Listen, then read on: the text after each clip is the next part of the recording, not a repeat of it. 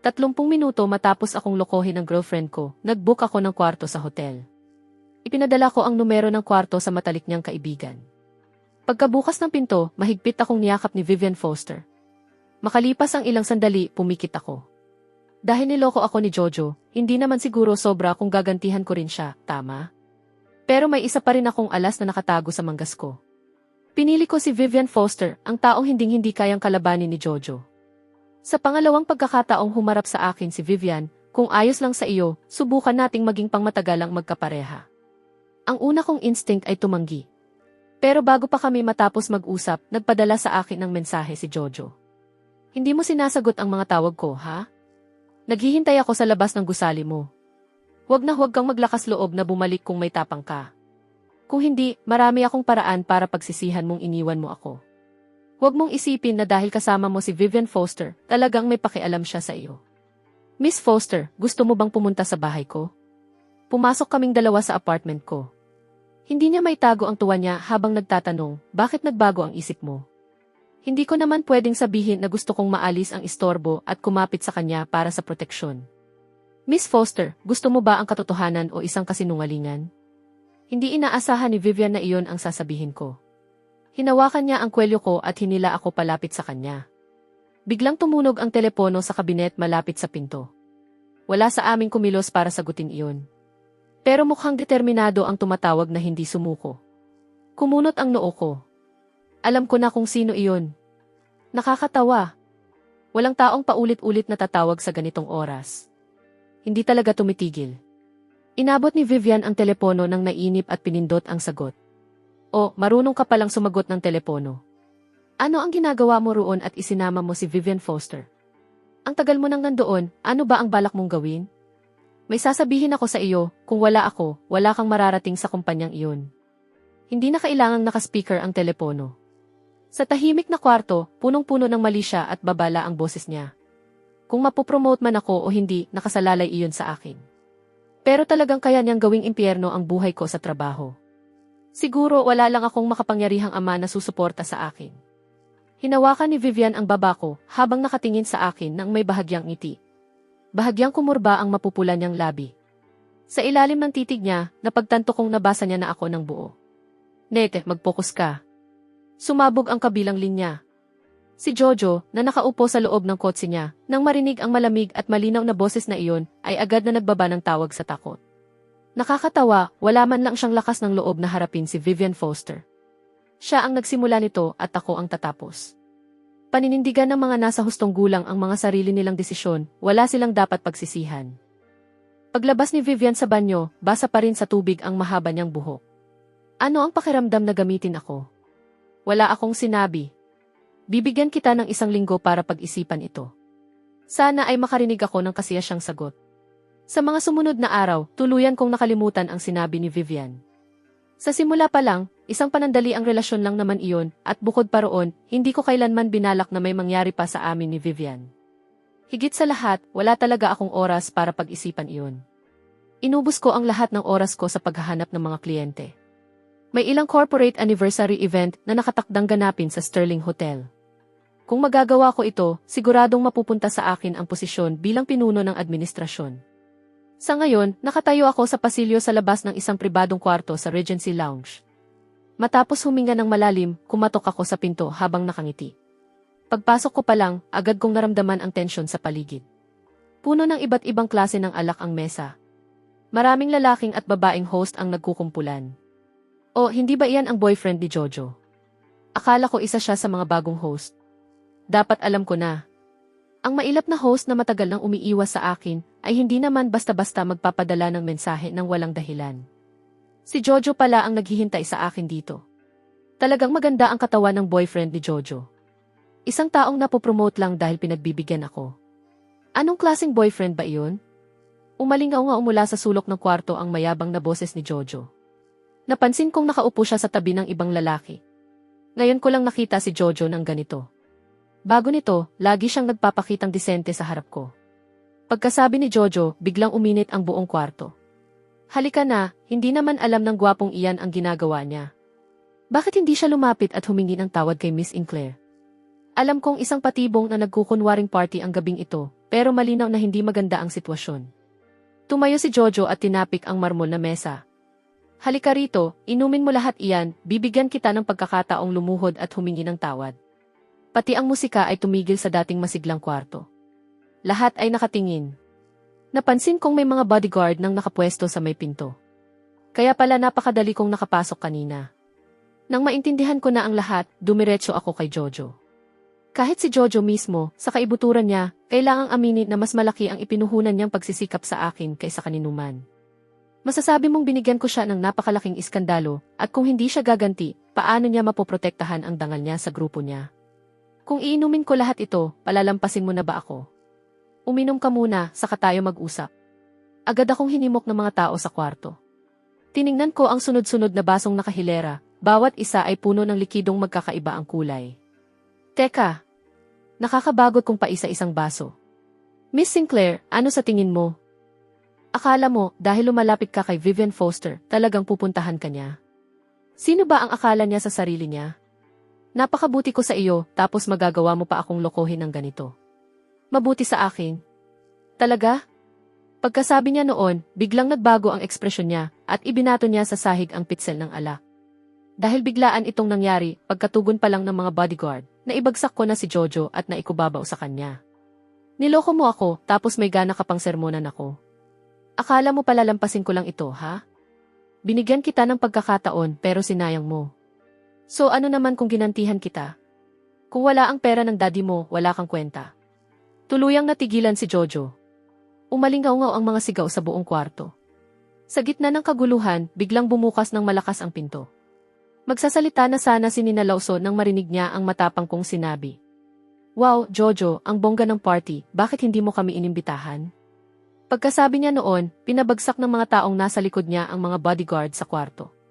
Agad na tahimik ang mga taong kanina pasusugod para tumulong. Pagkatapos, may isang taong umalis sa gitnang upuan para magbigay ng pwesto. Diretsong lumapit si Vivian at umupo. Sa sumunod na sandali, mahinahon niyang sinabi, halika rito, umupo ka sa tabi ko. Nagkatinginan ang lahat, litong-lito kung sino ang tinutukoy niya. Dinampot ni Jojo ang isang coat, isinuot iyon at hinigpitan sa katawan niya. Pagkatapos, masama ang tingin niya sa akin. Sa mga nakaraang araw, gustong-gusto kong durugin si Nate. Kaya pala naglakas loob siyang pumunta ng mag-isa. May suporta pala siya ni Vivian Foster mula pa sa simula. Halos lahat ng mata ay napunta sa akin. May napasigaw sa gulat. Kailan pa naging malapit ang lalaking ito kay Vivian Foster? Sa naririnig ko, mukhang higit pa sa magkakilala ang dalawang iyon. Ako man ay ganoon din ang pagtataka. Hindi ko inaasahang talagang pupunta si Vivian. Nagtagpo ang mga mata namin. Sa unang pagkakataon, nakaramdam ako ng kaunting pagkailang, hindi ko alam kung saan ako titingin. Nate, kailangan ko pa ba talagang pakiusapan kang lumapit dito? Sa wakas, naintindihan na rin ang lahat sa kwarto. Kaya pala naglakas loob ang lalaking ito na gumawa ng eksena mismo sa teritoryo ni Jojo. May suporta siya ni Vivian Foster. Hindi lang nila malaman kung kapritso lang ba ito o may mas malalim na dahilan. Huminga ako ng malalim at dumiretso kay Vivian. Pagkatapos, umupo ako sa tabi niya. Totoo nga, bumabalik din ang swerte. Kanina lang, ako ang pinagkakaguluhan ng lahat, ngayon, ako naman ang nakaupo sa pwesto ng karangalan habang pinapanood ko sila. May nagtangkang makipagkaibigan sa akin, pero sa kasalukuyang sitwasyon, hindi talaga ito ang tamang oras para magsalita. Pagkaupo ko, agad kong naamoy ang malamig at banayad na halimuyak ni Vivian. Bahagyang tumawa si Nina habang tinitingnan ang mga taong nakatayo sa paligid. Bakit nakatayo lang kayong lahat dyan na parang natulala? Hindi ba masaya kayong nagsasaya kanina? Umupo kayo. Nakatayo pa rin roon si Jojo, natulala matapos mapahiya sa harap ng lahat. Imposibleng malunok niya ang kahihiyang ito, pero sa kasalukuyang sitwasyon, wala nang pumapansin sa kanya. Lahat ay naghihintay sa reaksyon ni Vivian na para bang hindi man lang umiiral si Jojo. Muling tumugtog ang musikang kanina ay naputol at nagpatuloy ang party. Walang gustong masira ang mood, kung hindi, walang makakalagpas sa gabing ito ng maayos. Napunta sa akin ang mapaglarong tingin ni Nina. Alam kong hindi ordinaryong tao ang lalaking ito. Napapunta niya mismo si Miss Foster para puntahan siya. Ngayon, isa na talaga siyang taong dapat bantayan. Pero mukhang hindi naman siya ganoon nagpapasalamat dito. At may lakas din ng loob siya, mag-isa siyang pumasok mismo sa isang patibong. Biglang dumampi sa tainga ko ang hininga niya. Nanginig ang buong katawan ko. Kailan pa siya lumapit ng ganito? Ang ganitong pag-angkin ni Vivian ay para na ring ipinapahayag sa lahat na pagmamay-ari na niya ako. Namula ang mga mata ni Jojo. Vivian, para lang sa isang lalaki, itatapon mo pati ang sarili mong matalik na kaibigan. Muling natahimik ang buong kwarto. Para itong isang tunay na larangan ng digmaan. May mahinang bumulong. Tama, madalas sumasama sa amin si Miss Foster, pero bukod kay Nina na narito ngayon, ang iilan lang na talagang matatawag niyang malalapit na kaibigan ay ang mga pangalan na iyon sa kabisera. Siguradong lasing si Jojo, paano pa siya maglalakas loob na questionin si Miss Foster ng ganoon? Binigyan ng isang tao si Jojo ng nagbabantang tingin. Sandaling nag-atubili si Jojo. Sa ganitong sitwasyon, kung palalampasin ko na lang si Nat ngayon, hindi ko na kailanman maipagmamalaki ang sarili ko sa harap ng mga babae. Hindi ako pwedeng umatras. Hindi man lang nilingon ni Vivian si Jojo. Ang kaibigan ni Jojo ang tumayo sa halip. Tama na, gusto mo bang kalabanin si Vivian Foster? Tara na. Inalis siya ni Jojo at pilit akong hinatak pataas. May ilang tao nang napasigaw. Sa sumunod na sandali, lumapit ang mga bodyguard ni Vivian na matagal nang sinanay at nakapwesto sa pinto, saka hinila si Jojo palayo. Vivian Foster. Sigaw ni Jojo habang pilit pa ring sumusugod, pero wala siyang magawa kundi pumiglas ng walang kalaban-laban sa kinatatayuan niya. Tinulungan na naman kita. Ano ang ibabayad mo sa akin? Mahina at malalim na dumampi sa tainga ko ang boses niya. Tinitigan ko siya, mahigpit na nakakuyom ang kamay ko. Walang duda sa ibig sabihin ng mga salita ni Vivian, pero hindi ko maintindihan kung bakit niya ako tutulungan ng ganito. Pinapanood ni Nino si Kuli mula sa gilid, walang balak na makialam. Nang makitang lumalala ang sitwasyon, may isang taong tumayo. Miss Foster, Miss Lawson, may mahalaga akong kailangang asikasuhin sa opisina, mauuna na ako. Nang makitang walang reaksyon si Vivian, nagsitayo rin ang iba para umalis. Malakas na tawag ni Vivian, walang aalis. Natigil ang bawat yabag. Iniikot ni Vivian ang red wine sa baso niya, halos walang pakialam ang tingin niya sa kanila. Umorder tayo ng lahat ng mamahaling alak na ito, sayang naman kung hindi natin inumin, hindi ba? Agad nagunahan ang lahat na paluguran siya. Miss Foster, huwag kayong mag-alala, uubusin namin ang bawat patak, walang masasayang, at kami na ang sasagot sa buong bayarin ngayong gabi. Wala akong atensyong maibigay sa kahit sino sa kanila ngayon dahil marahang dumadampi sa akin ang malamig na mga daliri ni Vivian na parabang wala lang. Napunta ang tingin ko sa elegante niyang profile at malinaw kong nakita sa mga mata niya ang bakas ng kalokohan at kasiyahan. Bumulong si Vivian sa tabi ng tainga ko, gusto mo ba? Parang may biglang pumutok sa isip ko na parabang tuluyan ng napigtas ang huling hibla ng pagpipigil ko. Salamat sa pagtulong sa akin. Pagkarinig sa sagot ko, lalo pang lumawak ang ngiti ni Vivian. Pagkatapos, iniangkla niya ang braso niya sa braso ko at mapaglarong nagtanong, Nete, naisip mo na ba ako? Nanatili akong tahimik. Kailan ba ako nagkaroon ng oras para isipin ang mga bagay na ganoon? Nang makitang hindi ako sumasagot, sa wakas ay sinabi niya, medyo na-miss kita. Natigilan ako sa mga salitang iyon, nakatingin sa kanya ng may pagtataka. Talagang kakaiba ang babaeng ito. Napakasimple ng sinabi niya, pero nagawa niyang gawing napakapahiwatig. Wala akong magawa kundi sabihin, Director Foster, naaalala ko kung paano ka inilalarawan ng mga business magazine, at kapag may sinasabi kang ganoon, parang bahagyang nasisira ang buong imahe mo. Mahinang tumawa si Vivian. Ano naman ang silbi sa akin ng imaheng iyon? Gawa-gawa lang naman ang lahat ng ulat na iyon. Para sa akin, sayang lang din sa oras ang mga interview at si Nate lang ang naniniwala. Napaka-cute talaga ni Nate. Patuloy na nagbubulungan ang dalawa na para bang wala silang ibang kasama. Sa mga mata ni Jojo, para itong isang matagal nang namumuong relasyon. Nate, walang hiya ka, lalaban ako sa iyo para rito. Pagkasugod ni Jojo, nakita iyon ni Vivian at binigyan siya ng malamig na tingin, isang titig na kayang magpatigil ng sinuman. Hindi napigilan ni Jojo na tuluyang huminto. Tiningnan siya ni Vivian at sinabi, mukhang sinasamantala mo na ang pasensya ko, paulit-ulit mo akong pinupukaw. Kontakin ninyo si Mr. Sinclair, sabihin ninyong iuwi niya ang anak niya, at siguraduhin hindi na siya muling magpapakita sa harap ko. Pagkasabi ni Vivian, agad kumilos ang mga tao niya para ipatupad ang utos niya. Ngayon, kaming dalawa na lang ang natira sa kwarto. Bahagyang kumurba ang labi ni Vivian. Nate, ano ang sagot mo? Hindi ko inaasahang ibabalik niya ulit ang usapan. Pinatatag ko ang sarili ko at sinabi, Director Foster, pwede mo bang sagutin muna ang isang tanong ko? CJ. Nananatili ang tingin niya sa mukha ko, pero hindi ko mabasa ang nakatagong kahulugan sa mga mata niya. Alam na alam kong mula nang makilala ko si Vivian, hindi siya kailanman nagpakita ng espesyal na interes sa akin. Kahit ngayon. Miss Foster, gusto mo ba ako? Mahinang tumawa si Vivian. Masyado mo lang itong pinag-iisipan. Nanlumo ang puso ko. Kahit nahulaan ko na ang sagot, nang marinig kong sabihin niya iyon ng ganoon kalinaw, hindi ko pa rin maiwasang makaramdam ng mapait na pagkatalo. Kung tutuusin, mas mabuti na rin ito.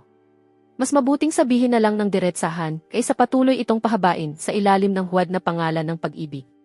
Samantala, inalis na ni Vivian ang kamay niya na para bang hindi naman talaga nanggaling sa kanya ang malalambing na salitang sinabi niya kanina. Haka-haka ko lang naman iyon. Dahil ganoon pala, kailangan ko pa ring tanggihan ang alok mo, Director Foster. Bahagyang kumurba ang mapupulang labi ni Vivian. Ang bilis mong sumagot, pwede ko bang itanong kung bakit? Talagang kakaiba si Vivian. Minsan, parang wala siyang pakialam sa kahit ano, pero sa ibang pagkakataon, nakakagulat siyang makaintindi. Sinabi ko sa kanya, ikaw mismo ang nakakita, katatapos ko lang maloko, at sa ganitong kalagayan, wala akong balak magsimula ng kahit anong relasyon. Mahinahon siyang sumagot, pero ang inaalok ko ay isang pangmatagalang partnership, hindi naman pag-ibigan ang pinag-uusapan natin. Nabigla ako sa sagot niya. Naghanap ako ng paraan para makaiwas, at sinabi ko, kung nakakahiya para sa iyo na tinanggihan kita, Director Foster, bilang pasasalamat sa ginawa mo ngayong gabi, pwede kitang ilabas para kumain. Hindi na kailangan. Dahil hindi tayo magkasundo, bago pa lumalim ang interes ko sa iyo, dito na lang matatapos ang relasyon natin.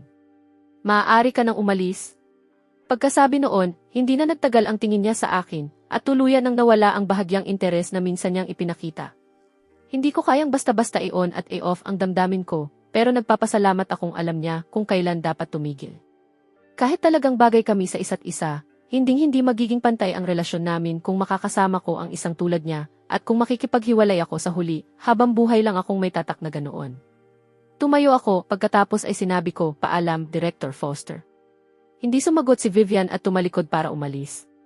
Sa huli, maliban na lang kung sadya kang maghahanap ng isang tao, sa napakalaking lungsod na ito, halos imposibleng magkita ulit kami ni Vivian Foster. Sa sumunod na 2 linggo, tuluyan at lubusang nawala si Vivian sa mundo ko. Samantala, kusa namang kumalat ang balita tungkol sa paghihiwalay namin ni Jojo. Ang nagsimula bilang ingranding paghahabol ni Miss Sinclair sa pag-ibig ay nagtapos sa isang biglaang pagtatapos matapos lang ang 3 buwan nilang pagsasama. Habang nakahinga ako ng maluwag, napansin ko rin ang pagbabago sa paligid ko. Sa kasamaang palad, tama ang kutob ko. Paano mo nagawang magkamali sa ganitong kasimpleng bagay? Gaano ka na ba katagal sa kumpanya? Sa totoo lang, napapaisip tuloy ako sa profesionalismo mo. Dumating ang abiso noong kalagitnaan ng gabi, at ang data report na buong gabi kong pinagpuyatan ay nagkaproblema na naman, kaya natural lang na malutong ang sermon na natanggap ko. Napansin kong marami ng reklamo tungkol kay Nate nitong mga nakaraang araw. Kahapon, sinabi pa ni Mrs. Chen na nag-book ng banquet na mali ang pagkakaayos ng dessert table. Bilang katrabaho mo, talagang umaasa akong hindi hahantong sa paghatak ng personal mong problema sa buong team ng administrasyon. Tutal, dapat lagi nating isaalang-alang ang pangangailangan ng kliyente. Hindi ako nag-abala pang sumagot kay Yvonne. Sa halip, kinuha ko ang report na naprint ko na at inilagay iyon sa mesa ni Manager Walsh.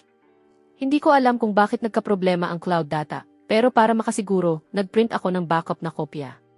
Pakicheck kung may natitira pang mali sa data. Malinaw na hindi inaasahan ni Manager Walsh na may backup si Nate. Pahapyaw niya itong binalikan para lang magkunwaring nag-check. Habang pinapanood ko siya, napangiti ako ng malamig sa loob-loob ko. Alam ko nang ang mga panghaharas nitong mga nakaraang araw ay walang iba kundi ang pagkarinig niya sa paghihiwalay namin ni Jojo at ang sadyang paggawa niya ng gulo sa trabaho ko. Tungkol naman kay Mrs. Chen, personal akong pumunta kahapon para humingi ng tawad at nagdala ako ng regalo at tinanggap na niya ang paghingi ko ng tawad. Natigilan si Manager Walsh, saka ibinalik ang report sa mesa niya. Hindi rin inaasahan ni Yvonne na may ganoon akong nakahandang hakbang. Pagkalabas namin ng opisina, sumunod si Yvonne sa likuran ko habang patuloy na ng udyo. Ano pa bang silbi ng pagsisikap mo ng todo? Naipakalat na ni Jojo ang balita at lalo lang magiging mahirap para sa iyo ang lahat mula ngayon. Agad akong sumagot. Kung kaya ko itong harapin o hindi, problema ko na iyon, hindi mo na kailangang alalahanin. Hindi naman ito ang unang araw ko sa pagtatrabaho. Naiwasan ko na ang parehong patibong noon, akala mo ba mahuhulog ako rito ng 2 beses? Akala mo ba ganoon ako katanga? Nang makita akong lumabas, agad akong inabutan ni Ryan Defense ng isang tasa ng kape. Nang makita niyang pumasok si Yvonne sa opisina ng team leader, napailing siya at sinabi, siya mismo, nakalusot lang dyan dahil sa mga koneksyon niya, tapos may gana pa siyang sermonan tayo na umaasa ka kay Jojo. Napatawa ako at sinubukang pakalmahin siya. Hayaan mo na, walang saysay makipagtalo sa mga taong tulad niya. Marami namang ganoon sa lugar ng trabaho. Inilapit ni Ryan ang upuan niya at nagsimulang maglabas ng sama ng loob. Bakit umaasta si Jojo na parang asong ulol tungkol dito? Normal lang ang mga breakop, palagi naman itong nangyayari. At ngayon, naging mayabang na ang planning department, palagi na lang kaming binibigyan ng problema. Sinasabi nila na kahit anong plano ang gawin namin, hindi raw sapat dahil kakampi nila si Jojo. Para silang mga pabibong paboreal ngayon.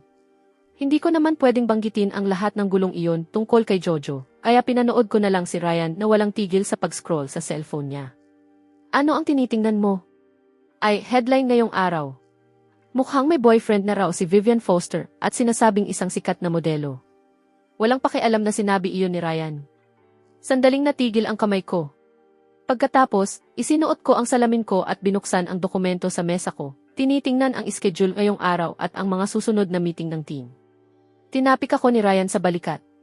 Noong sumasama ka pa sa mga event kasama si Jojo, nagkita ba kayo ni Vivian Foster? Talaga bang kasing ganda niya ang nakikita sa mga litrato? Sandali akong natigilan, pagkatapos ay sinabi ko, sa totoo lang, hindi ko naman talaga pinapansin kung ano ang hitsura niya. Bukod pa roon, palaging nasa tabi ko si Jojo. Hindi ako mangangahas tumingin sa iba. O nga. Sa ugali ni Jojo, siguradong malalagay ka sa malaking gulo kung ginawa mo iyon. Tama ka. Ay, o nga pala, may department gathering tayo bukas ng gabi, huwag mong kalimutan. Ngayong kumalat na ang balita tungkol sa breakup ninyo ni Jojo, medyo may galit sa iyo sina Yvonne at Manager Walsh. Baka gamitin nila ang pagkakataong iyon para pagtripan ka. Mag-ingat ka kung mangyari iyon at kung lumala na, umalis ka na lang. Sakit na agad ng ulo ko kapag iniisip ko pa lang ang bukas. Sige, gets ko. Salamat sa pagsabi. Magiging handa ako. Gaganapin ang department gathering sa isang bagong bukas na club. Habang papunta kami roon, panay ang reklamo ni Ryan sa loob ng kotse. Nagtatanong kung bakit hindi na lang kami umuwi at magpahinga sa gabi kaysa hati-hatiin pa ang bayad para aliwin ang mga boss. Buong gabi namang paulit-ulit na mag-iinuman si Yvonne, kasama ang mga boss, sinusubukang magpasipsip. Sa totoo lang, nakakapagod palang isipin. Ipinark ko ang kotse, tinapik siya sa balikat, at sinubukan siyang kumbinsihin. Halika na, kung sinabi mo ang mga iyan sa forum ng kumpanya, siguradong pupulaan ka, sasabihang wala kang diwa ng pakikipagtulungan at itinutulak mo ang pansariling interes. Siguradong pagtutuunan ka ng pansin ng mga boss pagkatapos. Hay, ang hirap talagang panoorin silang magpakitang gilas. Bumaba ng kotse si Ryan habang patuloy na nagrereklamo at nakita namin si Yvonne na sunod-sunuran kay Manager Walsh habang todo ang pambobola niya.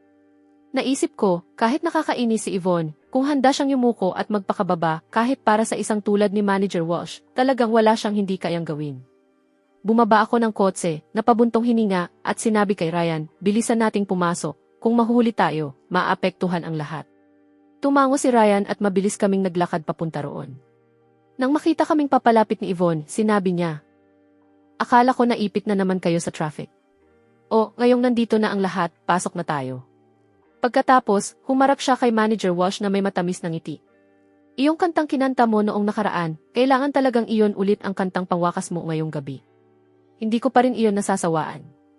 Tamang-tama ang pambobola at halatang nasiyahan si Manager Walsh, nakangiting abot langit ang tuwa habang siya mismo ang unang pumasok kasama si Yvonne. Samantala, sa kabilang panig, Miss Foster, Miss Lawson. Magalang na binati sila ng mga staff, binuksan ang pinto at inakay sila papasok. Sino pa ba iyon kundi si Vivian Foster? Instinctively, umiwas ako ng tingin. Ito ba talaga ang parehong Vivian na nakilala ko? Naaalala ko pa kung gaano kami kalapit at kung gaano siya kapamilyar sa akin noon, ibang-iba sa pagiging malamig at malayo niya ngayon. Mr. Cole, nagkita na naman tayo. Napansin ako ni Nina na nakatayo sa tabi niya at binati ako ng ganoon. Nang marinig siyang magsalita, napalingon sa akin ang mga kaibigan niya sa likuran, saka siya tinukso. Ano ba itong sikretuhan, ha? Bakit hindi mo inanyayahang sumama sa atin ang ganoon kagwapong lalaki? Palihim na sinulyapan ni Nina si Vivian at nang makitang walang reaksyon si Vivian, ikiniling niya ang ulo at sumagot. Huwag ninyo akong tanungin tungkol dyan, hindi naman ako ang dapat magdesisyon. Narinig ni Vivian ang lahat, pero hindi man lang bumagal ang lakad niya at diretso siyang pumasok sa elevator. Nate, sumama ka sa amin kung may oras ka. Naisip ni Nina, kung gusto ni Nate na sumama at umupo sandali, pwede naman niyang itanong sa staff kung ano ang numero ng kwarto. Pagkatapos, humuhuni ng isang himig, sinundan niya si Vivian. Samantala, sa panig namin, nang makitang kausap ako ni Nina, halatang natigilan ang mga katrabaho ko. May isang nagtanong ng may pagtataka, Nate, kilala mo ba si Miss Lawson? Pati ang ekspresyon ni Manager Walsh ay agad nagbago. Kung alam lang niyang may ganitong koneksyon si Nate noon pa, mas maaga sana niyang ibinigay ang business card niya. Talagang nakakatawa. Nananatili kay Yvonne ang tingin sa akin, bahagyang nakatago. Ganoon mo ba siya nakilala noong kayo pa ni Miss Sinclair? Nate, dapat mas nakikihalubilo ka, sayang ka talaga rito sa administrasyon. Napairap si Ryan, handa nang sumagot sa kanya, pero pinigilan ko siya. Bahagya akong umiti at sinabi kay Yvonne, may sarili akong pamantayan sa pakikitungo ko sa iba. Hindi ako naghahanap ng gulo, pero hindi rin ako natatakot dito. Hindi ko kailangang makipagtalo sa iyo tungkol dito. Pagkarinig noon, nagbago ang ekspresyon niya. Ano ang ibig mong sabihin? Nate, hindi ba umasa ka lang naman sa hitsura mo para mapaibig si Miss Sinclair noong una? Huwag kang umasta na parang kung sino ka sa harap ko. Kung may lakas ka ng loob, ligawan mo si Nina Lawson, tingnan natin kung papansinin ka man lang niya. Nang makitang lumalala ang usapan, agad na nagpalit ng paksa ang mga katrabaho ko. Bilisan na natin ang pagpasok. Hindi na ako makapaghintay na marinig si Manager Walsh na kumanta. Tama, tama. At hinila nila si Yvonne palayo. Kakaupo pa lang ni Vivian nang marinig niya ang kanta ni Sophie, kaya tinanong niya si Nina. Talaga bang hindi mo boyfriend ang gwapong lalaking iyon? Ay, tigilan mo nga ako. Kung akin talaga siya, sa tingin mo ba hindi ko na sinabi sa iyo? Matagal mo na sana siyang nakita sa kwarto ngayon. Hindi naman ako ganoon katanga para magdala ng ganoong kagwapong lalaki rito para lang umupo at makipagkwentuhan ng walang mali siya. Mukha ba akong nagpapatakbo ng kawanggawa? Habang pinag-iisipan iyon, humarap si Nina kay Vivian. Kung ganoon, ano ba talaga ang nangyari? Bakit nauwi sa ganito ang lahat noong araw na iyon? Naaalala kong may nakarinig na sinadya raw ni Jojo na ayusin ang buong pangyayaring iyon para makaganti sa ex niya, at sa sobrang pag-aalala ni Vivian, ipinagpaliban niya ang isang business deal at dumiretso rito sa Regency Lounge. At ano ang nangyari? Hindi ko alam kung paano, pero nauwi ka sa pag-upo roon ng mag-isa habang pinapanood ang buong eksena. Habang lalo itong iniisip ni Nina, lalo rin siyang naging mausisa. Pagkatapos, malamig at pantay na boses ni Vivian ang sumagot. Asikasuhin mo na lang ang sarili mong negosyo, huwag mong masyadong pakialaman ang lahat ng iba pang bagay. Talagang mahirap pakitunguhan ang babaeng nasaktan, isang maling salita lang, sasabog na agad siya. Pagkapasok ni Yvonne sa kwarto, umasta siya na parang sa kanya ang buong lugar, paikot-ikot kung saan-saan. Hindi naman masama ang boses niya, at panay ang pambobola niya kay Manager Walsh habang umiikot sa buong kwarto, hanggang sa parang namumukadkad sa tuwa ang bawat kulubot sa mukha nito. Nang makita iyon ni Ryan, siniko niya ako para ipahiwatig na mag-ingat ako. Tama nga ang hinala ko, lumapit si Yvonne habang maihawak na inumin. Nate, nagawa mong ayusin ang problema sa isang mahirap na kliyente tulad ni Mrs. Chen. Dapat mag-toast sa iyo ang lahat sa administrasyon, hindi ba? Alam kong gagawa siya ng ganitong paraan. Magalang akong tumanggi. Ako ang magmamaneho mamaya. Hindi ako iinom ngayong gabi. Magtutuos na lang ako gamit ang tsaa. Napataas ang kilay ni Yvonne. Lahat naman ay nakainom na. Kahit kaunti lang o pwede ka naming gawing driver mamaya. Sobra na akong sawa sa tono ni Yvonne. At sasagot na sana ako nang biglang bumukas ang pinto ng kwarto. Pumasok ang mga staff na may dalang mas maraming alak at isang plato ng prutas. May nagtanong ng litong-lito, nagkamali ba kayo? Hindi naman kami umorder nito. Walang pagkakamali, nakangiting sagot ng staff. Treat ito ni Miss Lawson para sa lahat, at siya na rin ang sasagot sa buong bayarin ngayong gabi. Wow, siguradong napakamahal ng lahat ng alak na ito. Talaga bang naging malapit si Nate kay Miss Lawson? Agad natigilan ang lahat at napunta sa akin ang mga mata nila. Halos hindi na mapanatili ni Yvonne ang matapang niyang ekspresyon. Kaya pala hindi mo pinagkaabalahan ang pag-toast sa mga boss, may sumusuporta pala sa iyo. Mabuti. Buti at alam mo na ngayon. Kahit si Miss Lawson ay hindi naman pipilitin ang isang lalaki na uminom kung ayaw niya. Sa pagkakataong ito, hindi na nakapagpigil si Ryan. Sino ba ang akala mo sa sarili mo? Inilapag ng mga staff ang lahat at muling lumabas ng kwarto. Nanlumo ako. Bakit biglang gumawa ng ganitong hakbang si Nina? Ano ba talaga ang ibig sabihin nito? Kung tutuusin, hindi naman umabot sa ganitong antas ang personal na relasyon namin. Posible kayang si Vivian ang nasa likod nito. Nang makita ang lahat ng iyon, hindi na kayang panindigan ni Yvonne ang mukha niya. Malamig siyang suminghal at tumalikod para umalis, habang iniisip paano kung talagang maging malapit si Nate kay Nina Lawson. Isang taong kailangan pang suyuin ni Jojo. Kung patuloy ko siyang pipigilan ng ganito, paano kung balikan niya ako sa huli?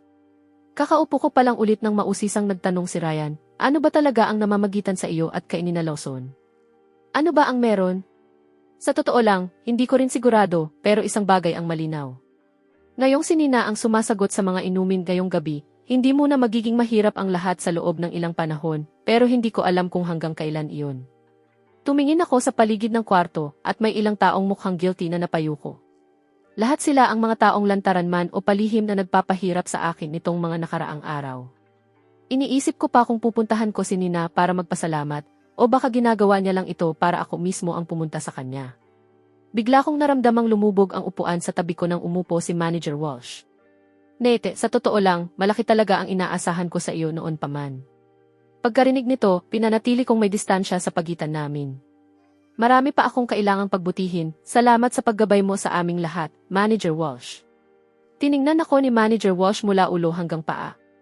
Huwag mong sabihin iyan, hindi na kailangang maging formal ka ng ganoon.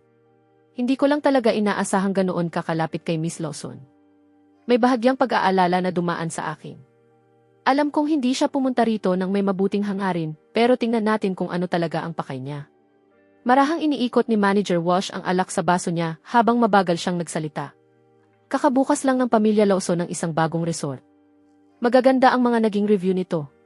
Kung matutulungan mong maisulong ang partnership sa Lawson Resort, malaki ang maitutulong niyan sa career mo rito. Anong klaseng biro ito? Ang proyektong tulad nito, kahit ang pinakamataas nating boss na si Director Gao mismo, baka hindi pa kayang makuha. Ano ang nagpapaisip sa kanya na kaya kong mapaamo ang matandang pating na iyon? Talagang kabaliwan ito. Bahagya kong pinangiti ang gilid ng labi ko at hindi na nagsalita pa. Sa halip, habang inihaharap niya sa akin ang gantimpalang ito, kaswal akong nagsabi. Kung sakaling magkita ulit kami ni Miss Lawson, susubukan kong banggitin ito. Pero sa totoo lang, hindi naman kami ganoon kalapit. Ganoon ba? Pagkarinig nito, kumislap ang mga mata ni Manager Walsh habang sinabi niya. Sa totoo lang, hindi na kailangang maghintay sa susunod, nasa itaas lang si Miss Lawson. Biglang nawala ang ngiti sa mukha ko. Kaya pala nangingisda si Manager Walsh para kay Jojo, sinusubukan niya akong siya sa atin. Ayos lang na magpanggap si Nina para sa mga taong tulad niya, pero hindi niya maluloko si Jojo. Alam ng lahat na inilagay sa administrasyon si Manager Walsh ng ama ni Jojo, at dahil wala rito ang tunay nating pinuno na si Thomas Tang, doon lang nagsimulang magmayabang at maghari-harian si Manager Walsh. Matapos pag-isipan iyon, nagpa siya akong sabihin na lang ng diretsahan ang lahat. Kinuha ko ang bote at ako mismo ang nagbuhos ng inumin para sa kanya. Halatang hindi niya inaasahan ang ginawa ko, at bahagya pa siyang lumayo sa akin, na para bang natatakot siyang may gawin ako sa kanya. Pagkatapos, napabuntong hininga ako at sinabi sa kanya, Manager Walsh, dahil ganoon kataas ang tingin mo sa akin, hindi ko na ito itatago sa iyo. Sasabihin ko sa iyo ang totoo, wala talaga kaming koneksyon ni Miss Lawson. Tungkol naman sa kung bakit naging mabait siya sa akin, malamang dahil talaga iyon sa ibang tao. Mausisang nagtanong si Manager Walsh, talaga? Kung ganoon, sino mismo ang nagsabi sa kanyang alagaan ka? Siyempre, si Vivian Foster. Tinitigan ko siya sa mga mata at sinabi ng malinaw, sinusunod lang ni Nina Lawson ang mga utos ni Miss Foster. Kaya niya ako inaalagaan. Biglang kumislot ang kamay ni Manager Walsh at agad niyang natapon ang kalahati ng laman ng baso niya. Naisip niya, narinig niyang mabilis magpalit ng mga lalaking kasama si Nina Lawson, pero isang kasamang maihalaga para kay Vivian Foster, wala pa talaga siyang narinig na ganoon. Talaga bang may ganitong suporta si Nate, o nagpapanggap lang siya? Agad na inayos ni Manager Walsh ang sarili niya at sumagot. Pero hindi ka man lang pinansin ni Miss Foster kanina. Nate, kilala mo ba talaga si Miss Foster? Huwag kang magyabang, hindi magiging maganda para sa iyo kung mahuli kang nagsisinungaling. Kinuha ko ang baso ko, humigop at kaswal na sumagot. Nagkaroon lang kami ng maliit na hindi pagkakaunawaan ilang araw na ang nakalipas. Hindi niya lang ako pinapansin ngayong gabi para magtampo ng kaunti. Gusto lang niyang suyuin ko siya ng kaunti. Alam mo naman kung paano iyon, manager.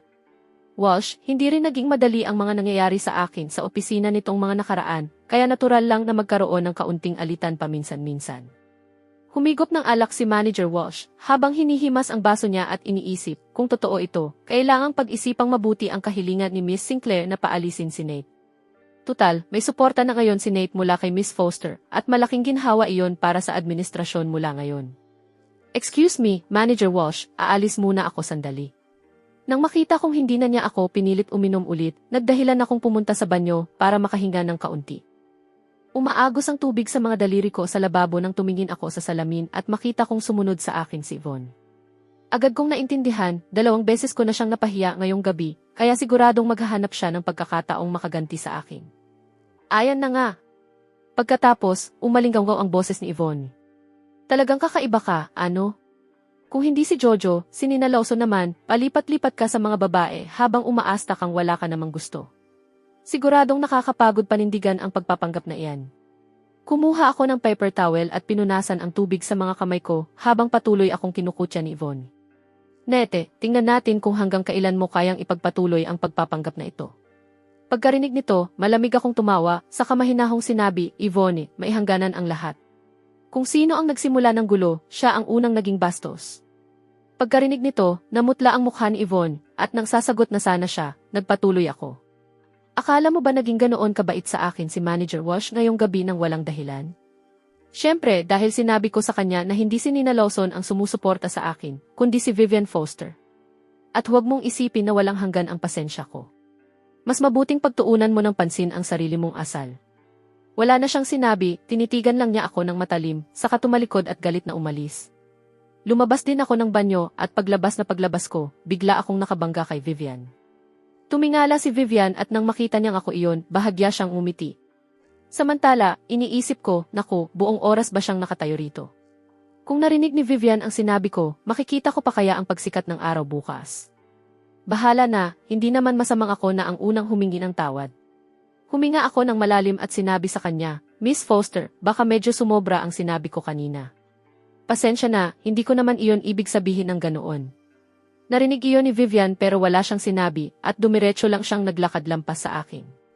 Natigilan ako roon ng ilang sandali, saka kinuha ang cellphone ko at binuksan ang chat namin ni Vivian.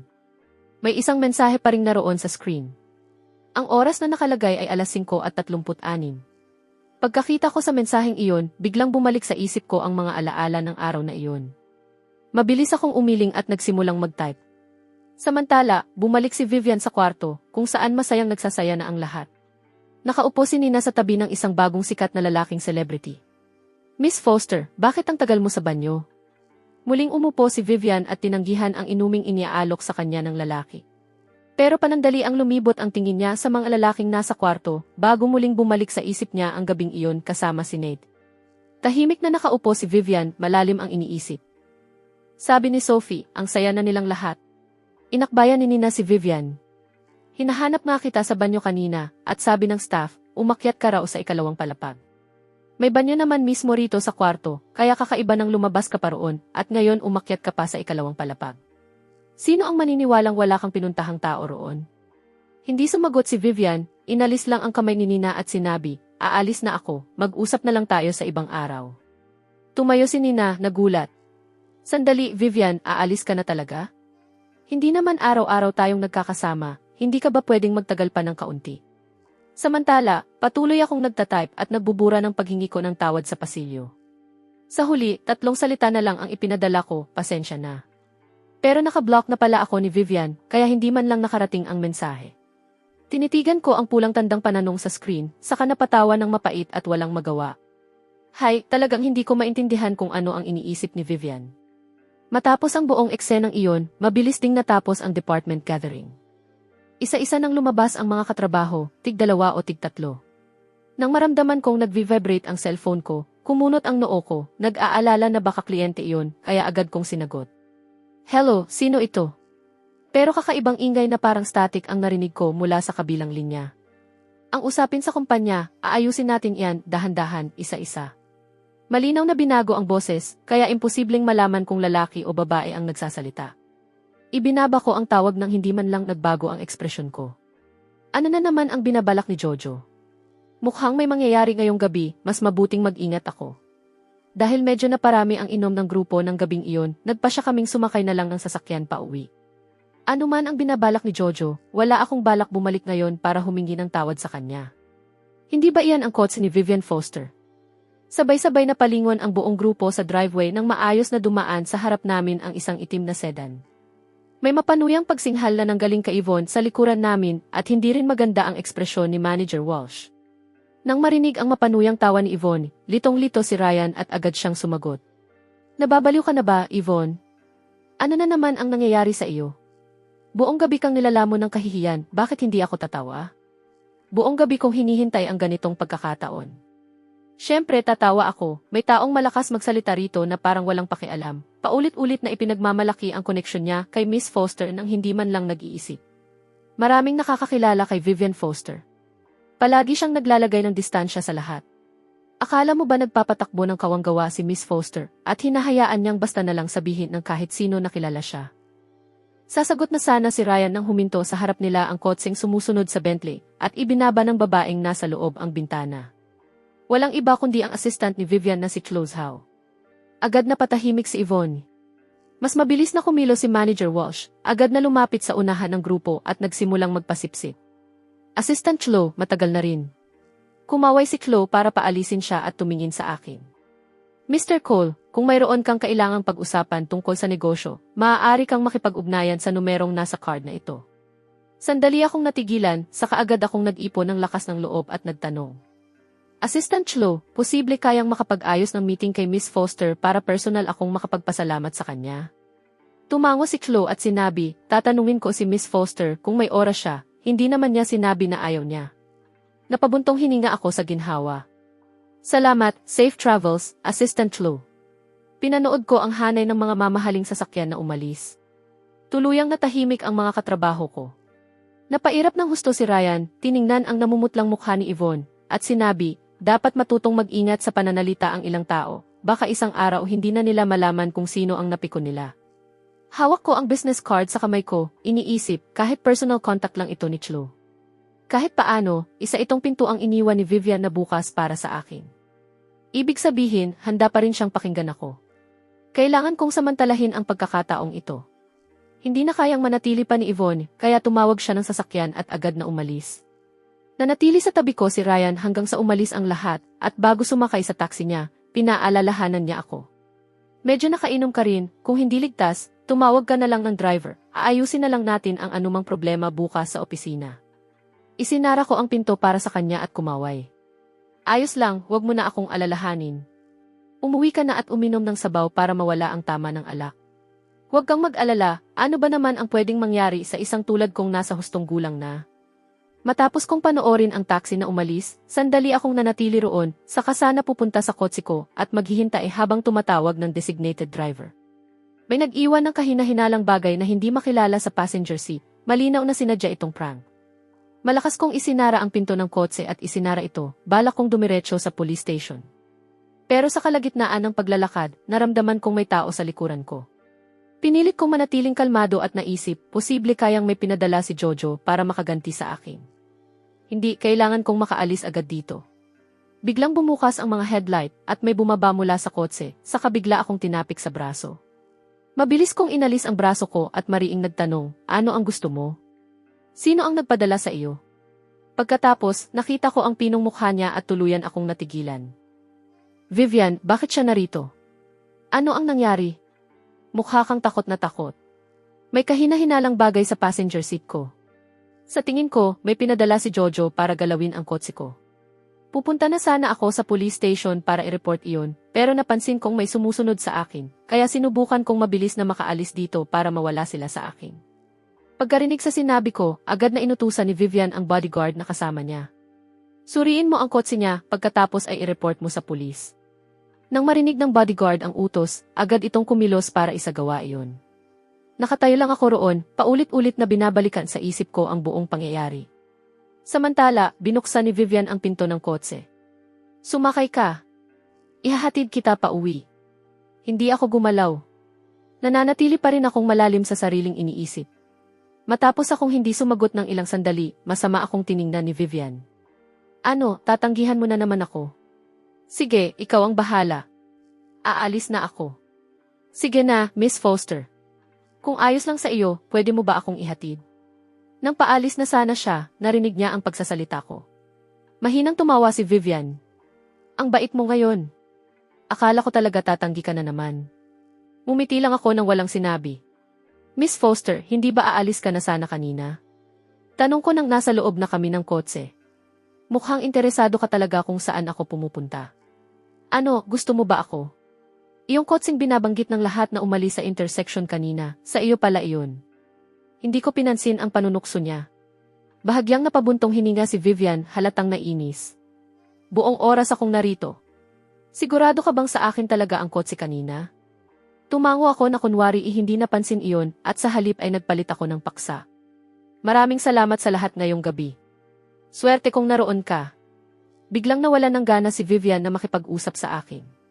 Hindi naman talaga iyon para sa iyo. Nagkataon lang na huminto ako rito. Lumamig ang tono niya. Hindi mo na kailangang paulit-ulit na magpasalamat. Naiinip lang siya at nagpapalipas ng oras dito. Talagang hindi niya sinasadyang hintayin siya rito, at wala rin talaga siyang pakialam kung kumusta siya. Nang marinig kong sabihin iyon ni Vivian, hindi ko na alam kung ano ang sasabihin ko. Napuno ng ilang ang loob ng kotse. Ilang beses kaming sinulyapan ng driver mula sa rearview mirror bago tuluyang naglakas loob na magtanong, Director Foster, uwi na ba tayo, o? Sandaling tiningnan ni Vivian ang tahimik kong mukha at sinabi, Riverside Manor. Tahimik na ang kotse at pumikit si Vivian para magpahinga. Pero hindi ako mapakali, nananatiling tensyonado, hindi ko pa rin maintindihan kung bakit gagawa ng ganito kalaking bagay si Vivian, na kilalang lumalayo sa lahat, para sa isang tulad ko na halos hindi pa naman niya kilala. Ganoon ka-espesyal ang atensyon niya, dahil lang ba talaga sa pag-usisa? Mabuti na lang at hindi naman malayo ang pupuntahan. Habang papalapit kami sa residential complex, palabas na sana ako ng kotse, pero hindi ko napigilang sulyapan si Vivian. Nang mapansin niya ang tingin ko, sinabi ni Vivian, bakit mo ako tinitingnan? Bumaba ka na. O balak mo bang magpalipas ng gabi sa kotse? Mabilis akong bumaba at nang magpapaalam na sana ako kay Vivian, nakakapit na pala ang braso niya sa braso ko at nagsimula na siyang maglakad papunta sa complex. Magkatabi kaming naglalakad at magsasalita na sana ako. Ang lakas ng loob mo. Hindi mo man lang muna inalam kung anong klaseng tao si Jojo. Lalong lumalamig ang boses ni Vivian, may bahid pa ng tahimik na sama ng loob. Pagkarinig ko nito, sandali akong natigilan pero nagpaliwanag pa rin ako. Kahit naging kami, sa totoo lang, hindi ko gaanong alam ang nakaraan niya.